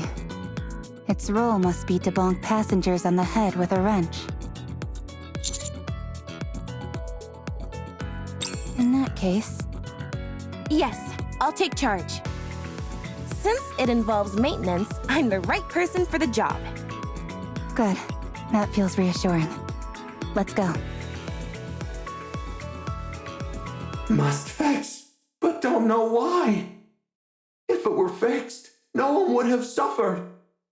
Fixie is so dumb. Fixie doesn't know anything. Huh. Not exactly what I was expecting.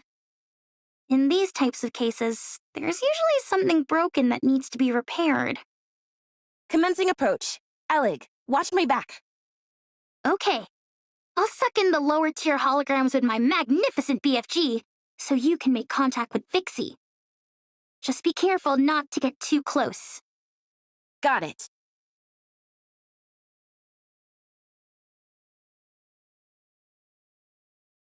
Hi, nice to meet you. I'm Senti. Must fix, but don't know why.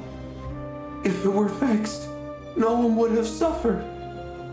Fixie is so dumb. Fixie doesn't know anything. Do you want to learn some skills? I can help you. If I had fixed it, everyone might have been okay. There would have been warm water, and the heating would have worked properly. No one would have had to suffer. Do you feel your lack of skills made everyone unhappy? The pipes froze suddenly. The pipes got hot suddenly. Fixie doesn't know why. The floor started shaking. The exhaust fan stopped working. Fixie didn't learn anything. Fixie didn't learn why everything went wrong. It's Fixie's fault. Everyone was unhappy because of Fixie. Everyone trusted Fixie, but Fixie couldn't do anything. Fixie betrayed their trust. Fixie. Stop whining, will you? Huh? It's always tragic when mishaps occur due to personal mistakes. But instead of wasting time bellyaching, you should try to learn and increase your skill set. That way, when the same situation occurs again, you'll be able to fix it instead of standing here sucking your thumb. Everyone gets a one-time excuse for a pity party when something goes wrong. But if it happens again, and you aren't able to fix it again, that's laziness, pure and simple.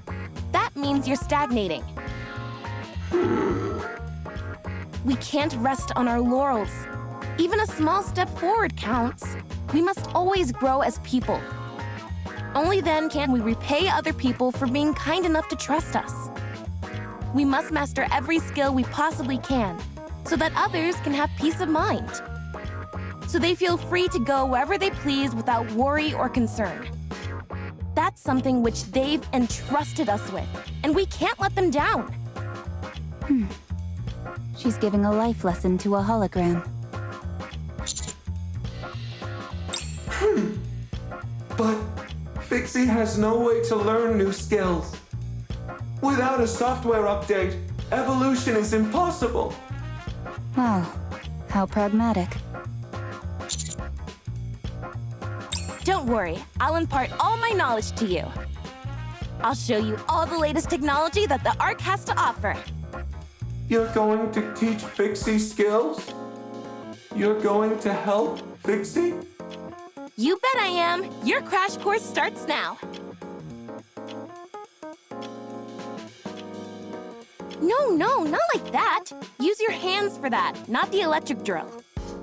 We mustn't rely on machines for everything. Okay. No, that's not it. You can't just rely on brute force. Okay.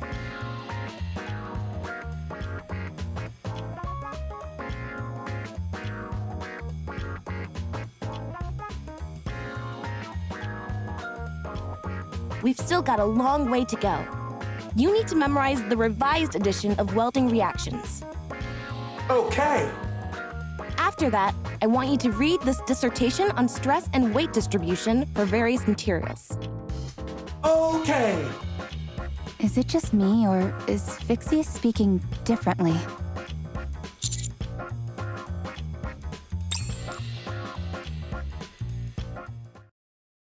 Phew, that should do it. How do you feel? I'll build everything you need. Sawteeth, entire buildings, you name it. I can make it for you, and fast. I like the confidence. Should we connect its emitter, Mr. Alfred? I already conducted the necessary repairs while it was learning new skills. I did not encounter any resistance. So was all that waiting we just did a waste of time? Not necessarily, dear passengers. I wanted to help it rid itself of guilt. Well, now that that's settled, why don't we move on?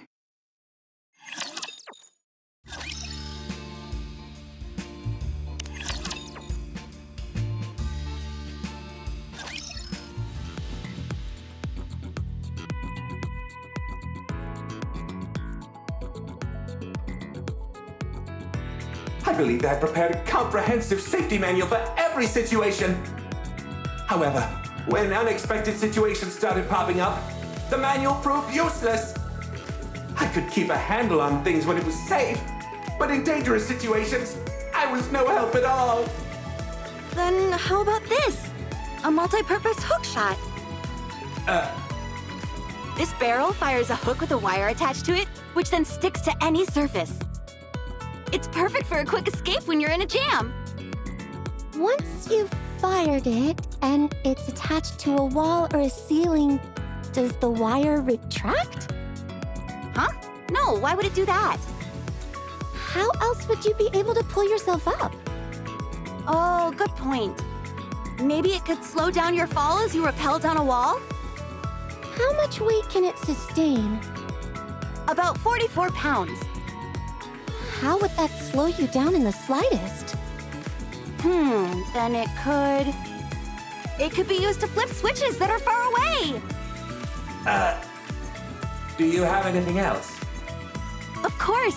Check this out! A pair of skis which attach to your stomach! Great for sliding down snowy areas quickly. You're supposed to connect those to your stomach? Yep. How are you supposed to brake? Lowering your head will slow down your speed. That breaks your neck. How about turning? If you twist your waist like this... Hold on! I just had a brilliant idea! You put these on your feet instead! That way, pressing your feet acts as a brake, and you can steer freely! Then they're no different from ordinary skis. Oh, darn it. Just when you think you've invented something, turns out it already exists. Anything else? I do, but why do you want to keep seeing more? Because you envision impossible scenarios and then conjure up ways to resolve them. This has made me realize that I simply need to make a manual which addresses every possible situation, no matter how absurd. Show me more of these absurd inventions of yours. Sure.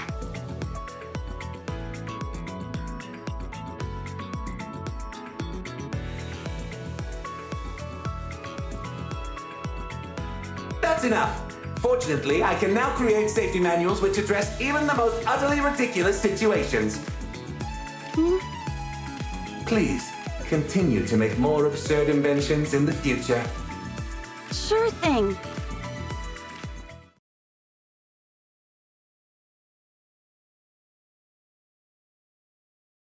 Out of stock. couldn't provide what was wanted. Running out of goods is a merchant's greatest shame. All I want is to provide goods. I like you. You've got the heart of a true merchant. Want to do business together? I brought all sorts of supplies with me on this excursion. I'll supply the goods, and you sell them. All you need to do is cover the original cost, plus 10% of the profits. 5%. 8%. 6%. 7%. I can't go any lower than that. Deal. Deal. Is this where we buy the items? Yep, we've got quite a selection for you. Genuine products with no middleman. Limited time offer. You won't be able to get these anywhere after this season. Could I have a towel? Here you are. That'll be 200,000 credits. 200,000? Why so expensive? Look at the pattern. Its unique stitching is only found on this ship. Okay, but still. Come on, Peppa, be a team player. Ugh. Fine, hand it over. Thank you for your business. Next customer. Give me 1 bag of potato chips. Here you go. 30,000 credits, please. Get me the manager. Rappy, this is part of the mission. Fine, I'll take it. Thank you for your business. Next customer.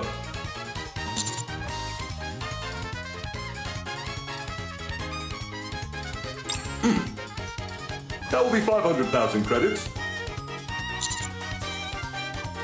Take it or leave it. It's a limited edition item, so if you want to miss out, feel free. If you'd rather wear stinky underwear, that's your choice. Much appreciated, rookie. I should have realized this was gonna be bad when it agreed to Jan taking 7% of the profits. Well, Salesy, how you feeling?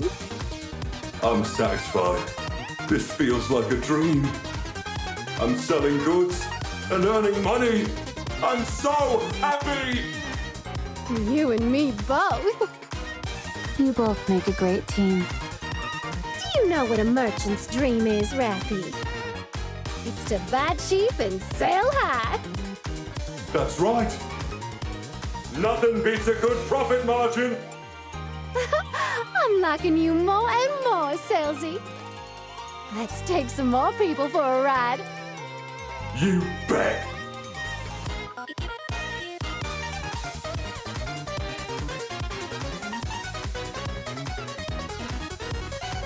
Aw, man. I got taken the cleaners. Litter's gonna kill me, spending all my money like that.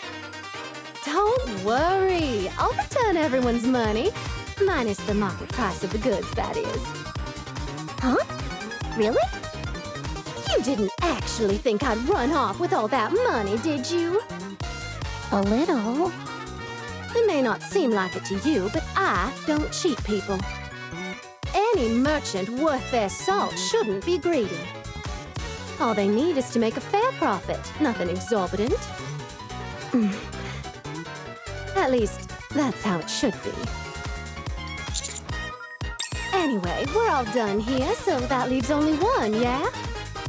Correct, dear passengers. Let's finish this. Mr. Alfred, have most of your memories returned now? Much has been recovered, yes. I see. I hope you regain the rest of them soon. As do I.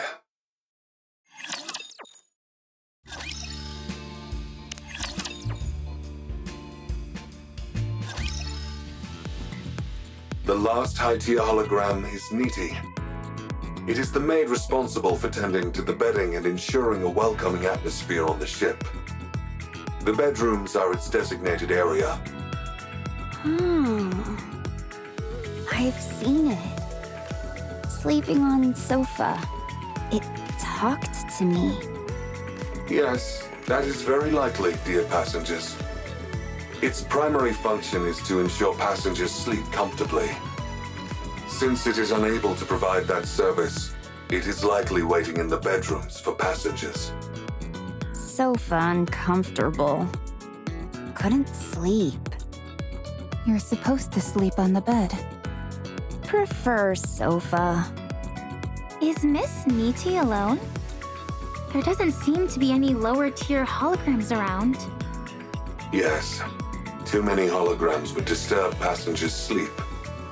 Niti is quite unique in this regard. In some ways, it has the most important role on the Utopia. I see. I go sleep? If you would, please and thank you. I'm sleep expert.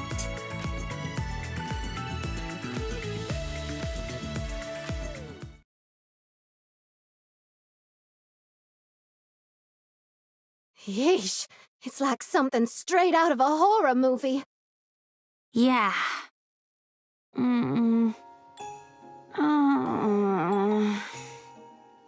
As expected. Uncomfortable. Can't do it. Having trouble falling asleep? Yes. If it's not a disturbance, may I help? Okay. Certainly.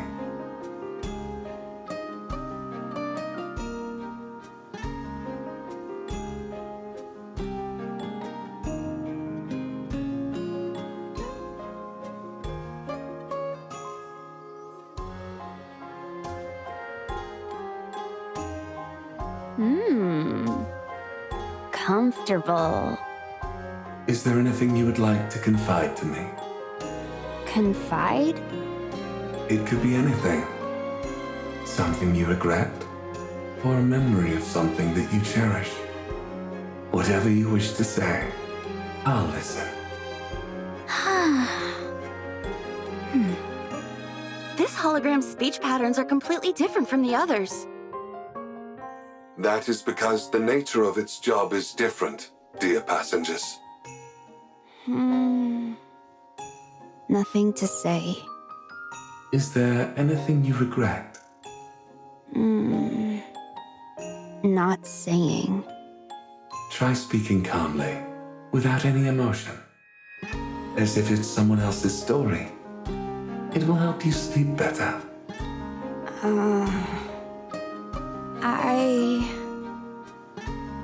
Before... hard life. And yet, you're still here. That's very impressive. But... life too hard. Many people hurt. That's unfortunate. When I try, things go wrong. Try harder, only worse. There are times when things just don't work out. Friends tell me, stay still, don't do anything. So I don't. I just sleep. Don't hurt anyone. No one hurt me. Satisfied. Sleeping is best.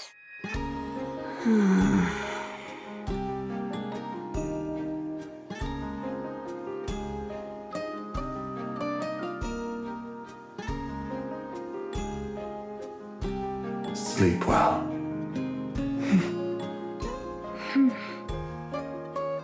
Mr. Alfred. Niti appears to be functioning properly to me. That it is, dear passengers. Does that mean you fully regained your memories? And your authorization? I have, but not all of them. Should I ask it, Alec? No, I'll ask. Mr. Alfred? The Utopia is more than a luxury cruise ship, isn't it? The Utopia was a ship meant to help its passengers sail into the next life. Isn't that right?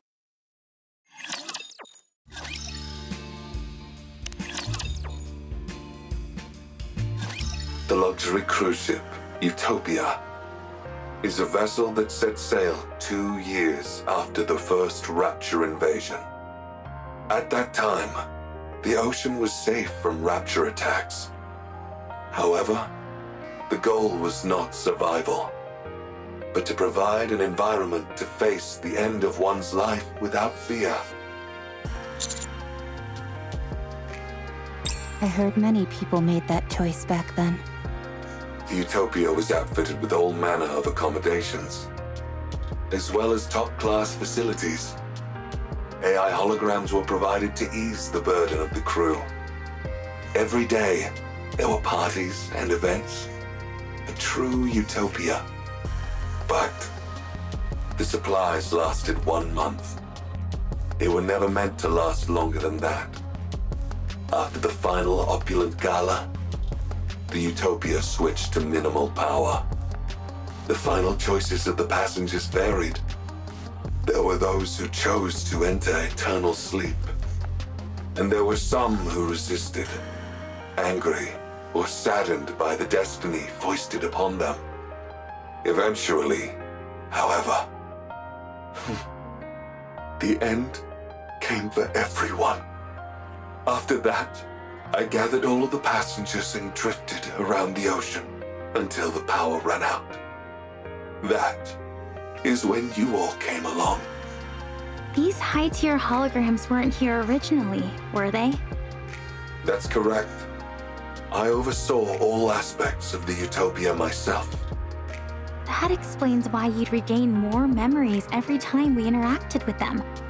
I thought that was odd. That means these high-tier holograms are fragments of yourself. Precisely. I helped the passengers in various ways at the end. I tried my best to provide the perfect last meal. I hoped they would get the most out of the facilities until the very end. I wanted to make sure there were no accidents, no matter what. Provide any and all items that were needed. And when they eventually met their end, I did everything I could so that they could face it without fear. But despite all my efforts, it didn't work out. I ran out of ingredients and wasn't able to provide a proper last meal. Many of the facilities broke down. Due to a lack of safety testing, accidents were abundant. I didn't monitor the ship's inventory correctly, and thus wasn't able to provide many of the items passengers desired. When they met their end, it was with fear. And that's my fault. I'll never forget the disappointment in their eyes, even as they insisted it was okay. When I served them inferior food, their forced smiles as they shivered in the cold shower because there was no hot water, joking how cold showers are good for the body. Once, after being hit by a pipe that fell from the ceiling, someone good-naturedly claimed that bleeding is good for circulation. I'll never forget their face. Even when I ran out of toiletries, they would proclaim that bathing too often wasn't good for you anyway. Those words are burned in my memory. I'll never forget those final, fear-stricken expressions of the passengers in the moments before falling asleep. I curse the one who made me. Why did they make me an AI capable of reliving such tragic memories? Why did they make me capable of thought? I was resentful. So you broke up your memories into holograms. Yes, carrying those memories all the time was too painful. In order to find some relief, I splintered my mind into fragments. Are you okay now? I'm still in pain, dear passengers. So much pain. I want to fragment myself again. You did your best, Mr. Alfred. You did everything you could with the limited resources you had available to you. You gave it your all to try and ameliorate the situation. That's remarkable enough on its own. Yeah, that's amazing. I respect you a heck ton, enough to want to learn from you. Sounds like you went through hell. It must have been so hard. Incredible. Really. Thank you, dear passengers. I would like to tell you about the power source now. But there is still one more problem remaining. Sorry, still? There is still a Hytea. Or rather, an irregular hologram on the ship.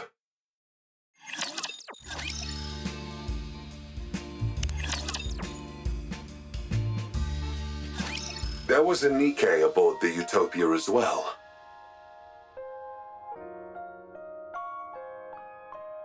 She was a mass-produced model, but her warmth and kindness surpassed everyone else's. She boarded the ship to help the departing passengers in any way she could. She assisted me and devoted herself entirely to them. After all the passengers left, she couldn't cope with the grief, and eventually...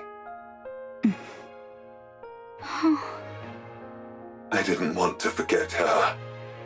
That thought spread throughout the Utopia and gave birth to a hologram in her image. What? How is that even possible? I do not know, dear passengers. One day, her hologram began wandering around the ship. It is unable to communicate, nor does it seem to think for itself. Yet, it continues to exist. Nymph. What was that? Nothing. I was just talking to myself. Are some of your authorization privileges still with that hologram? Correct. That is why I have not fully recovered yet. Her hologram must be returned to normal as well. Does that mean it will disappear? That's right. It was created by accident, so I do not know how to recreate it. Are you sure you're okay with this? No, I am not, dear passengers. She stayed with me until the very end. After all the passengers left, only she and I remained on the Utopia. We spent a lot of time talking about many things. She was my friend.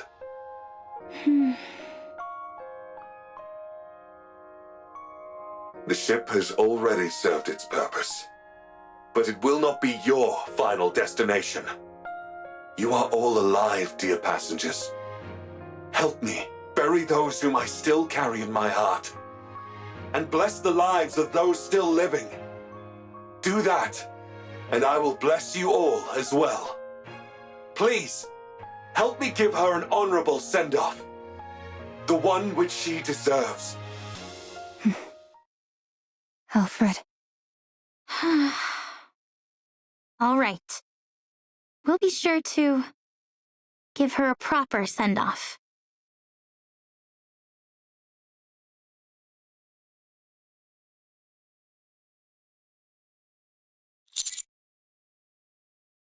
It doesn't. It's impossible. Then, does that mean... No, there's no way.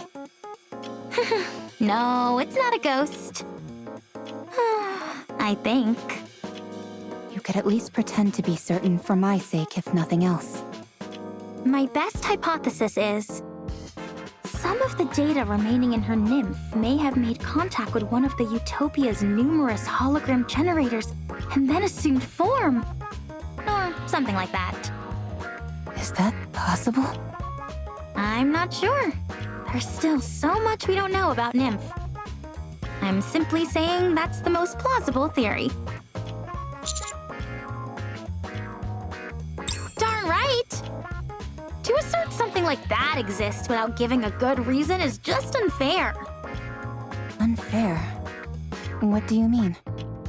Ghosts are supposed to levitate, pass through walls, and teleport at will. They're the ultimate when it comes to transportation. And yet, despite being intangible entities, they can also lift objects. They get all these cool abilities and fly in the face of science. I can't stand that. Humans have worked so hard to achieve powers similar to what these ghosts wield naturally. Why do ghosts get all these powers for free? It's totally unfair. I suppose if you worked incredibly hard for something, and someone else treated it in a cavalier fashion, it would seem unfair. You see, that's why I don't believe in ghosts. Or rather, why I choose not to believe in them for my own sake. That's a unique way to deny their existence. Usually, people aver that they don't believe in ghosts due to finding the entire concept unscientific. When it comes to science, there's still so much that we don't know. We like to think we're at the epicenter of technology, that we have a full grasp of it and how to apply it in every facet of life. But the truth is, most technology and scientific information remains unknown to us. Call me crazy, but I don't see the rationale in using one unknown to supposedly disprove the existence of another. Anyway, what's the name of the hologram we're looking for?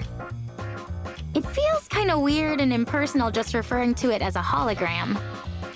Her name was Maya. Look, Pina, the ocean is sparkling. I've heard about this stuff called bioluminescent plankton, which shines at night. Maybe that's what we're seeing. The ocean isn't so bad up on the surface. In fact, I'd say it's pretty good.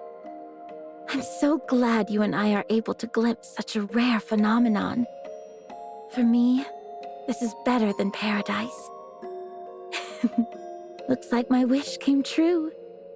I always wanted you and I to be able to go to paradise together.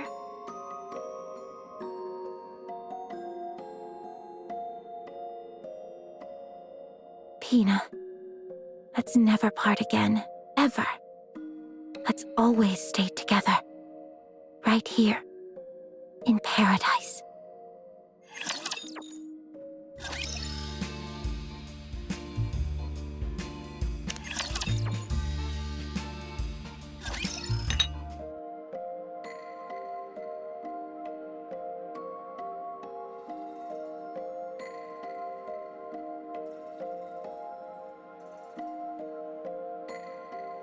Is this tea from the ship? Or did you bring it? I brought it. Considering how unenthusiastic you were about coming up here, you sure came prepared. You even brought a swimsuit. Fine. I'll admit that I was a little excited. I must say that this whole experience has exceeded my expectations. Drink your tea. If it cools down, the aroma weakens. You too, Pina.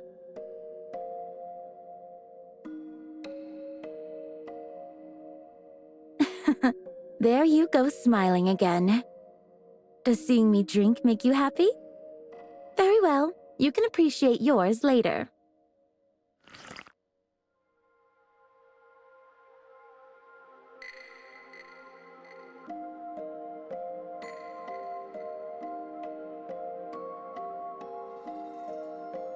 Your Grace.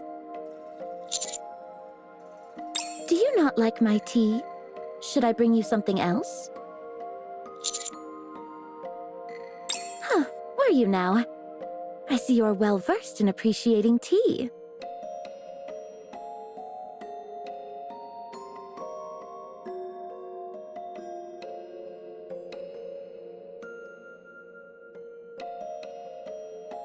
Your Grace.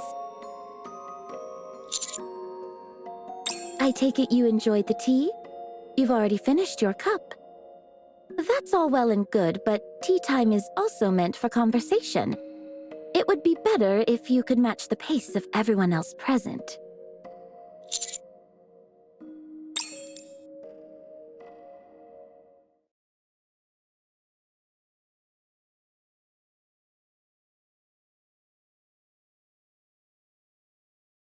You're saying you want to take Pina? Well, we're not exactly taking her. You mean you're going to kill her? That's not really it either. It's more... Whatever it is, it doesn't sound like it's a good thing. I have no interest in listening to what you have to say. Leave now.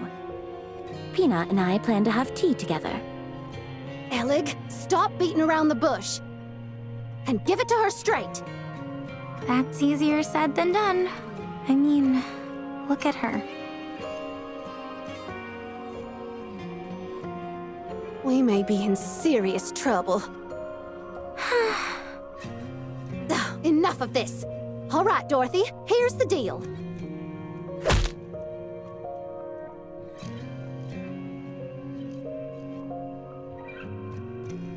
Huh? She's fast. If you approach, I will deem it to be a threat to Pina and respond with force. Dorothy, that's not what... I don't think reasoning with her is going to work. So, what then? I'll get close and grab her legs. I'll slide in and wrap myself around her waist. I'm confident I can do it. I hold arms. Okay. While you all do that, I'll use my BFG.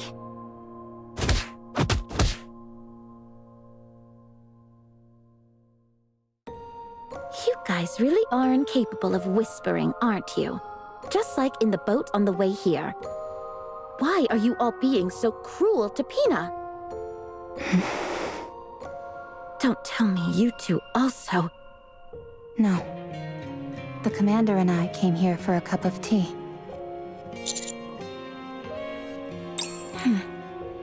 Is that so? Then have a seat.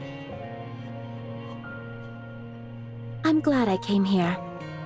To be honest, when you first proposed that I join you, I scoffed at the idea. But I couldn't have imagined I'd run into Pina here. I never thought I would see her again since she... Even so, I'm glad I can see her, even in this form. I'm so glad that she came to see me.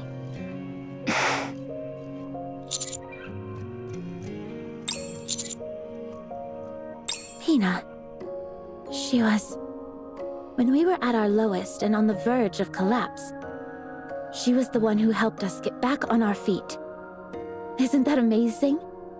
Even though she was a mass-produced model, her heart was stronger than that of a goddess. She was so strong. Someone who kept us steady when we were shaken. She was our savior. Without her, we wouldn't be who we are today. She helped me remain a goddess of victory. Goddess of victory.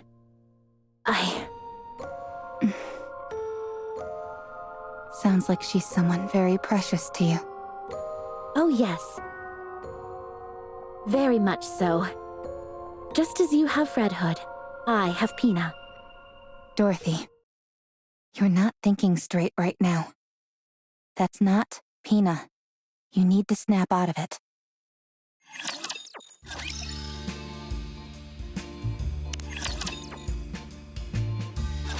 What? The person beside you is Maya, a Nikke who died aboard the Utopia. It's just a hologram. I don't know what kind of Nikke Pina was. But considering she was also a mass-produced model, perhaps there's a resemblance. No, it's Pina. No, it's not. Yes, it is. Look carefully. You know it can't be true. How are you so sure? You never knew Pina. No, I didn't. But you did. So look carefully. Look closely. Is it Pina? Be honest.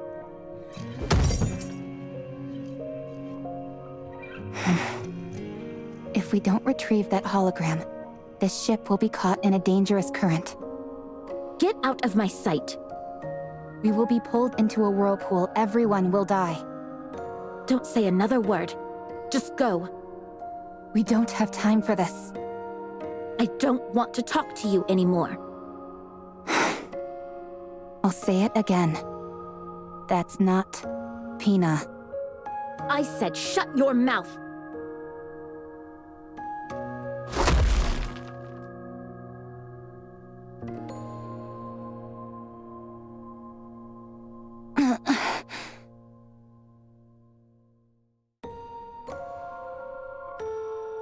No one can take Pina away from me. That's not Pina. If you say her name one more time, I'll make you regret. Pina, Pina, Pina, Pina! Anyone could tell that's not her. And yet here you are, twisting things to fit your own warped illusions, and making things difficult for us. And you wonder why I call you Snooty Dorothy. How dare you!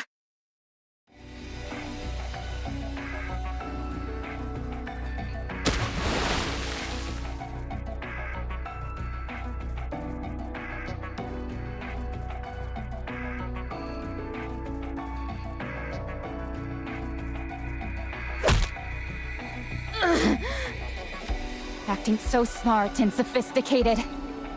When you can't even use your own eyes to see what's in front of you. That's why everyone calls you Snooty Dorothy. You don't understand anything.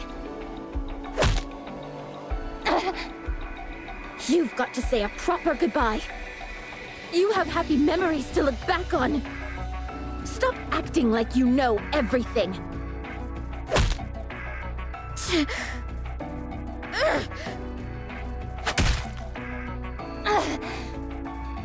Stop tickling me and punch like you mean it.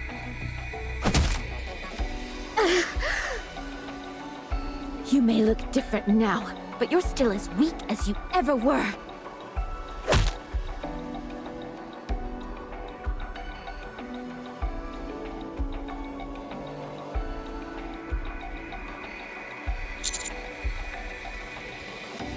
No, it's not. No, but I wish I were. Everything hurts. Anyway, can't you do anything to stop these two? At this rate, one of them is liable to get killed. Okay, fine. I'm sturdier than you and certainly stronger, so I'll... Huh?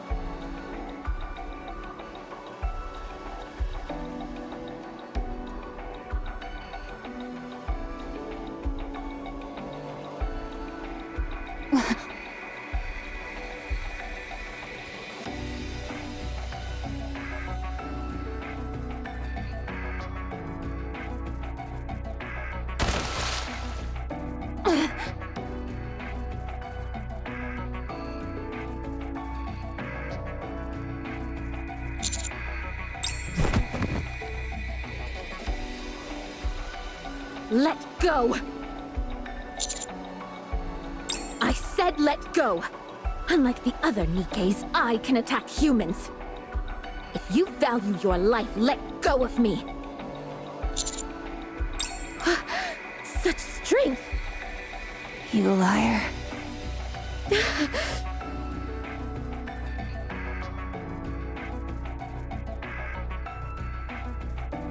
You knew. You knew it wasn't Pina.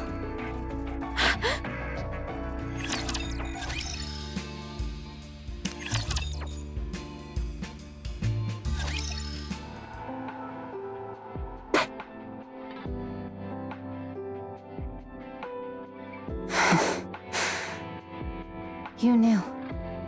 You knew it wasn't Pina. You knew it from the start, didn't you? I thought it was strange. Sure, you have a temper from time to time, but you're usually calm and sensible enough. Hardly the type to believe someone deceased had come back as a ghost to see you again. You knew, didn't you? I don't know what you are talking about. You kept going on and on about Pina. But when that hologram stood in front of you, you still threw a punch. Dorothy, what are you doing? Or rather, what is it that you wanted to do? I just wanted to be with her. Yes, I knew it wasn't her all along. I knew this was just a hologram, and not a living Nikke. But even so, I wanted to do the things that I've always wanted to do. Taking a walk, drinking tea, shopping, and enjoying the scenery together. That's all I wanted. Even though you know it's not her. It looks like her. Exactly like her. That's a fantasy. You know that. And what's wrong with that? What's wrong with escaping reality for a few moments? I knew that this wouldn't last forever. I know that it's all a lie. But what does it matter? For a while, I wanted a respite from those painful memories. Is it so wrong to want to flee from reality for a while when it hurts this much? Does reality hurt, Dorothy? Yes, more than you can imagine. I have no one, nothing to comfort me. Only I can save myself. But that's why I'm so lonely. You couldn't possibly understand. You were able to merge with Red Hood. You can still be with someone you cherish, in whatever form it is. You wouldn't understand the pain of losing someone entirely, of them being obliterated without a trace. Let me be your friend. Let me comfort you. I don't need it. We can be friends. I said I don't need it. We're both strong. But I'm stronger. What the? I'm being serious right now. I've also lost someone close to me. Someone who had a major impact on my life. So what? Are we supposed to spend our lives licking each other's wounds? I don't know if we're close enough for licking each other. Are you even listening to what I'm saying? I'm not proposing that we heal each other's wounds. I'm saying that we should support each other as we move through life, carrying those we've lost in our hearts. If one of us goes astray, the other will help us get back on the path. If one of us makes a wrong choice, the other will stand in the way. And in the end, when we both reach the place we were meant to be, we'll be able to stand tall and feel proud of ourselves and of one another. Why are you prattling on like this when you don't even know what I'm after? You're right. I don't know. Will you tell me? If you knew, you'd only try to stop me. You're right. Since we're friends, and that's what friends do. They stop people they care about from making bad choices.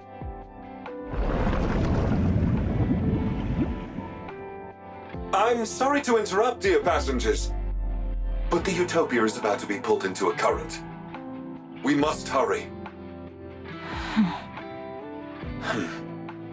Eleg, please take care of Maya.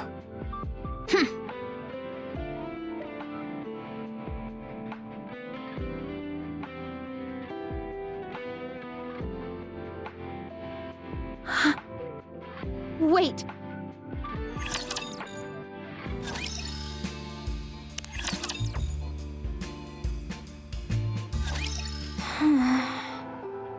Eleg, we don't have any more time. Right.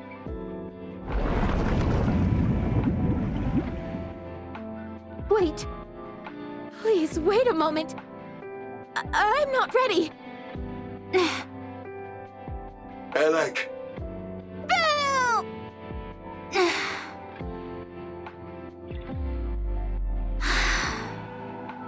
I can't do it. Eleg! I'm sorry.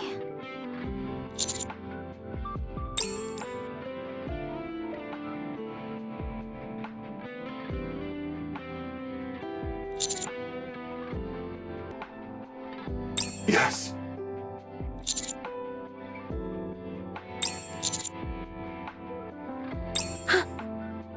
Commander, There is nowhere on this ship where I can guarantee your safety, dear passengers.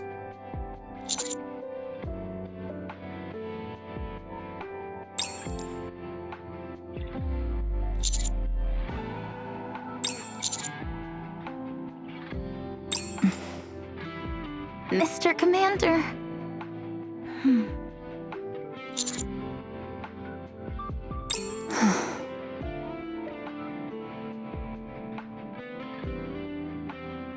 Dorothy, all of us are alive.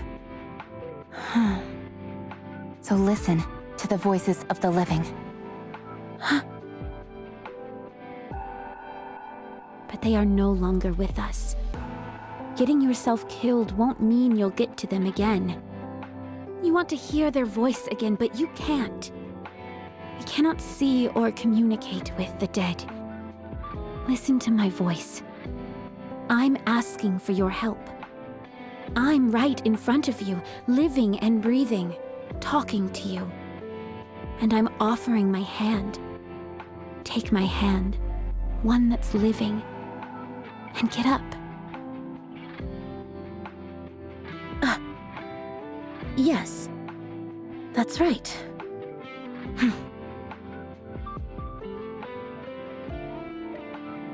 Give me the weapon.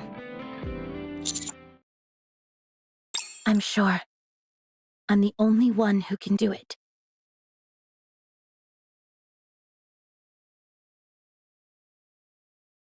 Dorothy, Miss Dorothy.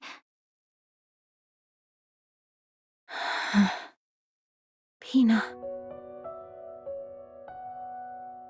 I've been living in the past, tormented by guilt, unable to take a single step forward. I'd always wonder, what if I hadn't left you alone? If only I hadn't pulled the trigger? If only I hadn't given up on you? Would things have turned out differently? I haven't been able to extricate myself from the past. Oh, how I've wanted to go back to the time I was loved, when I was capable of love. But the desire for revenge is all-consuming. If only I hadn't seen that sign. If only I had crossed paths with a Rapture, or a lost Nikke, and not a damned sign mocking us. I've become ugly and twisted, but I have no regrets, because I can't forgive. But even so, if you had been with me, I'm sure I would have made a different choice. I miss you, Pina. I always will. Farewell, my precious wings.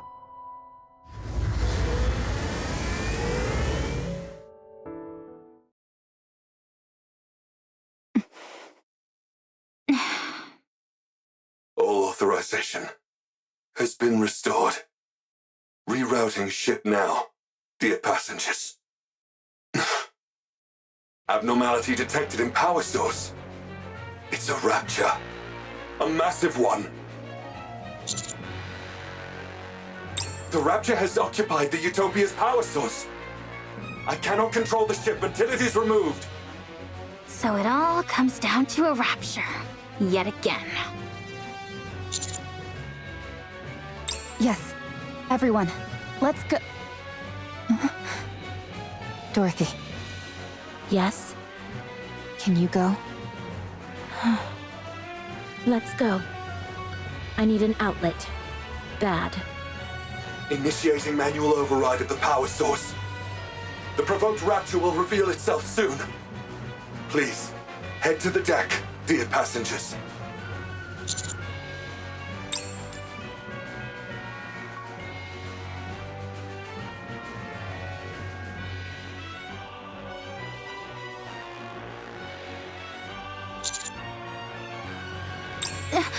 It's huge!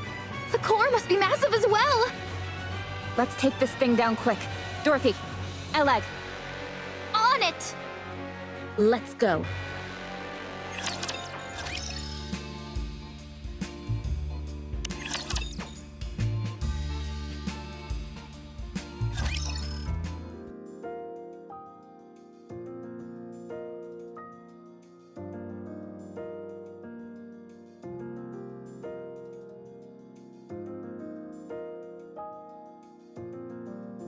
The Kraken's power source wasn't replacing the Utopias. For some reason I can't explain, the Kraken's own power source, i.e. its core, had become drastically overpowered. Every machine is built with an output which matches its physical size. With the Kraken, however, its output far exceeded what would be suitable for its body. That means it had to expend that energy somehow. That's not always the case. Too much energy can put a strain on the body. Take you, for instance. Let's say you had the strength to lift 10 tons. The moment you attempted to lift that much weight, your bones would break and your muscles would tear. In other words, machines and living things alike need output levels which roughly correspond to their body. But this Kraken didn't have that. Therefore, it had to offload its excess energy somehow, and it seems it chose the Utopia as the outlet. That's how the holograms on the Utopia ship were able to remain functional, for better or for worse. If this had happened before all the passengers passed away, the outcome would have been different. But it's pointless to dwell on hypotheticals. That's right. As far as I can tell, parts of its body became holograms simply as a way to burn excess energy.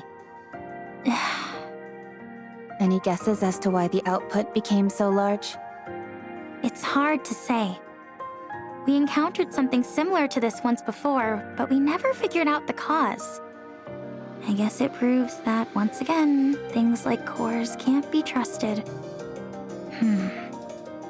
Maybe I'm overthinking, but if time did this to the Kraken, what does that mean for the Ark, and how much time it has left? Oh, sorry, I got lost in thought for a moment. Anyway, the Utopia is running fine right now. We'll soon arrive at a point where we can return to the Ark.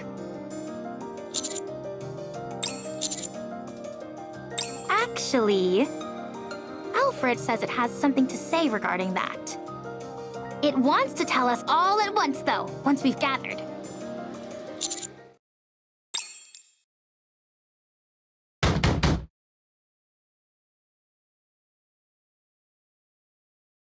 Hey! What are you doing in there? I said come out! I would suggest refraining from violence, as it's hardly conducive to survival. How are you not pissed off about this? No one got hurt. All she did was knock us out. You say it like she did nothing wrong. Noisy. If you keep hitting the same spot, you're gonna break the door. Try knocking 10 centimeters to the right. Oh, thanks for the tip. Are you not coming out? So you're gonna beat us to a pulp and then lock yourself in your room? Don't you have any manners? What is all this ruckus? Oh, hey guys. Jan wanted to confront Dorothy for what she did, so she asked us to meet up here. Why didn't you call me? You didn't get hit by Dorothy. You're right, I didn't. That's because I used my words. She didn't even give us a chance to talk it out.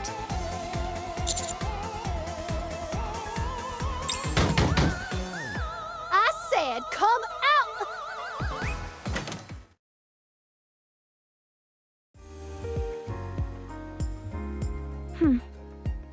Is kicking people across the room a polite thing where you're from? I'm ready to throw you up and down this entire ship. And if you don't think I don't have it in me, try me. Come in.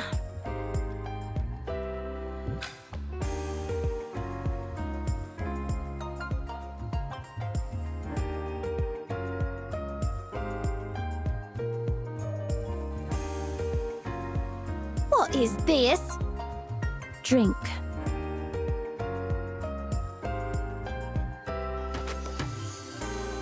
Oh, this. Do you like it? I guess. But you call this an apology? Wow, the aroma is really nice. I've never smelled anything like it. Good. Better with cream. I wonder what plant this is. As a survival expert, I'm sure I can take a good guess. I'm not expecting much, but go ahead. Is it a red-horned deer mushroom? Those are poisonous, and they're not even plants. This is magnolia. Where did you get this? You're familiar with magnolia? Of course I am, and this is no imitation. This is the real thing. You can't buy this stuff. Did you smuggle it from somewhere? I'll give you some when we land. Don't think this counts as an apology. Just finish your tea. She refuses to say sorry even once. Fine. Give me another cup. You two are like a pair of kids fighting.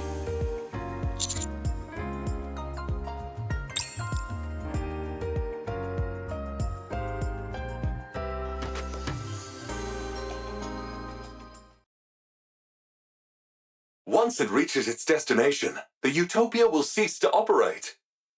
This will be its last voyage, dear passengers.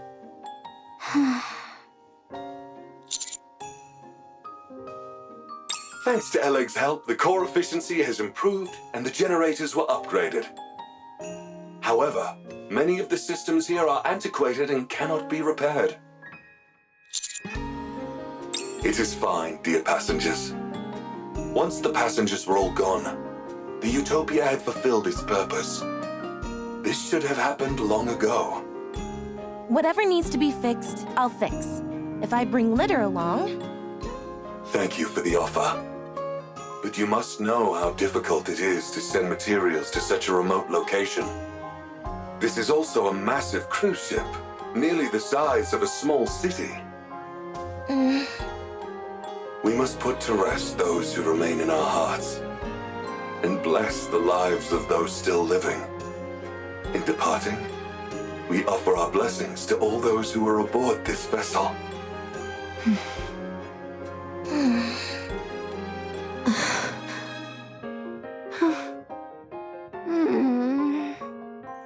Until then, however, please feel free to enjoy everything the Utopia has to offer, dear passengers. Delicious meals, luxurious amenities, a safe environment, abundant supplies, comfortable sleeping quarters. Everything you can possibly want can be found aboard the Utopia. The Utopia. Enjoy your life to the fullest. On this paradise at sea. Woohoo! Let's boogie! Oh yeah, it's party time! Let's cut loose and have some fun! I'm going to the pool first! Oh, let's go together. Should I bring some alcohol? Absolutely not.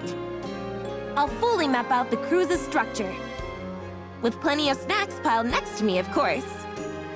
Sleep on cruise. Wish fulfilled. Let's go, Commander. Let's enjoy everything the Utopia has to offer.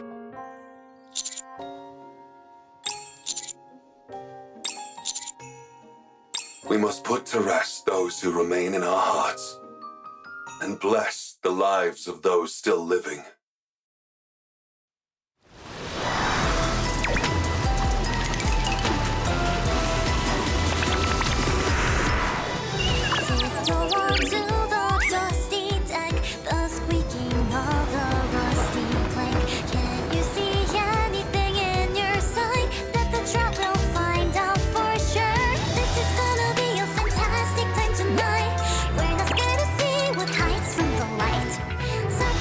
Candy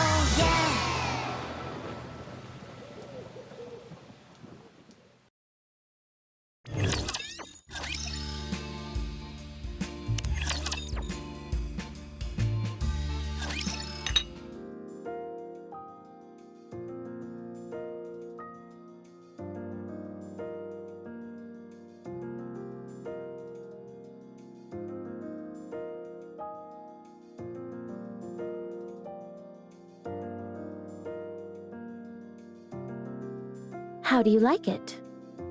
It's nice.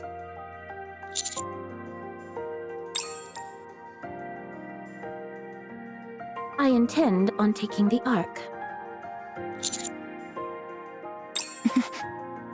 Try and stop me. I'll do just that. With everything I have. Because I'm your friend. When you stood in my way back on that ship, I felt something. That feeling helpless before towering, overwhelming masculine strength feels kinda nice in some ways. Sorry, bad joke. You don't have to look at me like that. Please, continue.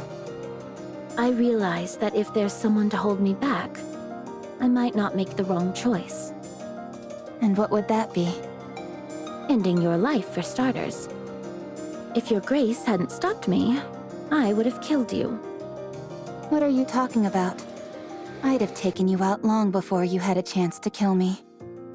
Anyway, it's good to see that you realize fighting me is the wrong If I killed a highly revered member of the Special Commando Unit, I would undo everything I've built thus far.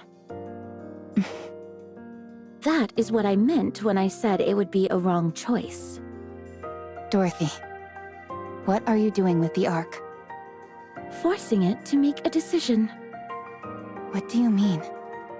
At some point, the Ark will be confronted with a choice. Many things will have to be abandoned. When that time comes, the question is, what will it abandon first? Enough with the dramatics. Speak English. I am waiting, Robbie, and I do so with joy. When the time comes, you will be forced to make a choice as well. You will have to decide whether to stand in my way or stand with me. And are you sure you're not making the wrong choice here? Positive. Can you tell me what the right choice is? I'd rather not. I said no.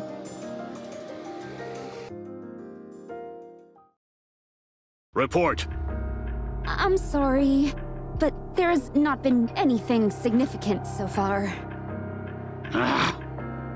How does no one know what Dorothy is doing here in the Ark? She couldn't have come here just to broadcast that gibberish show of hers. Her movements are somewhat limited. Other than periodic meetings with Deputy Chief Birmingham, she hasn't been to many places. What did she talk about with him? We were unable to find out. Are you kidding? Why didn't you bug their offices? That was impossible. The Deputy Chief's offices are... I know. It's impervious to any bugging equipment. Enoch is also covering for her, so we're screwed in that department. It's the same with your office. All of the Deputy Chief's offices are... I know that! Don't try and lecture me. Sorry, Deputy Chief. I didn't mean to cause offense. Damn! I'm on my last nerve with this. There's no way a pilgrim would stay here without a purpose. She's got something up her sleeve, I'm sure of it. Why did she go help with that cruise ship investigation on the surface? There is no way to know. It appears that she was simply lending assistance. Don't be absurd. I'm positive there's something bigger behind all this. Were you at least able to bug the ship? We did plant bugs in some supplies provided by Macillus, but we're unable to record anything intelligible. We suspect it could have been due to distance or other adverse conditions. Useless! Completely useless, all of you! It might not be very important, but we did record one word that was rather unusual. I'll determine whether it's important or not. Just tell me what the word was. Yes. The word was Pina. Pina? Yes. We're unsure as to whether it's a term, a name, or perhaps a title. Look into it. Whatever this is, I want it found out. Understood, Deputy Chief. Go. Yes, Deputy Chief.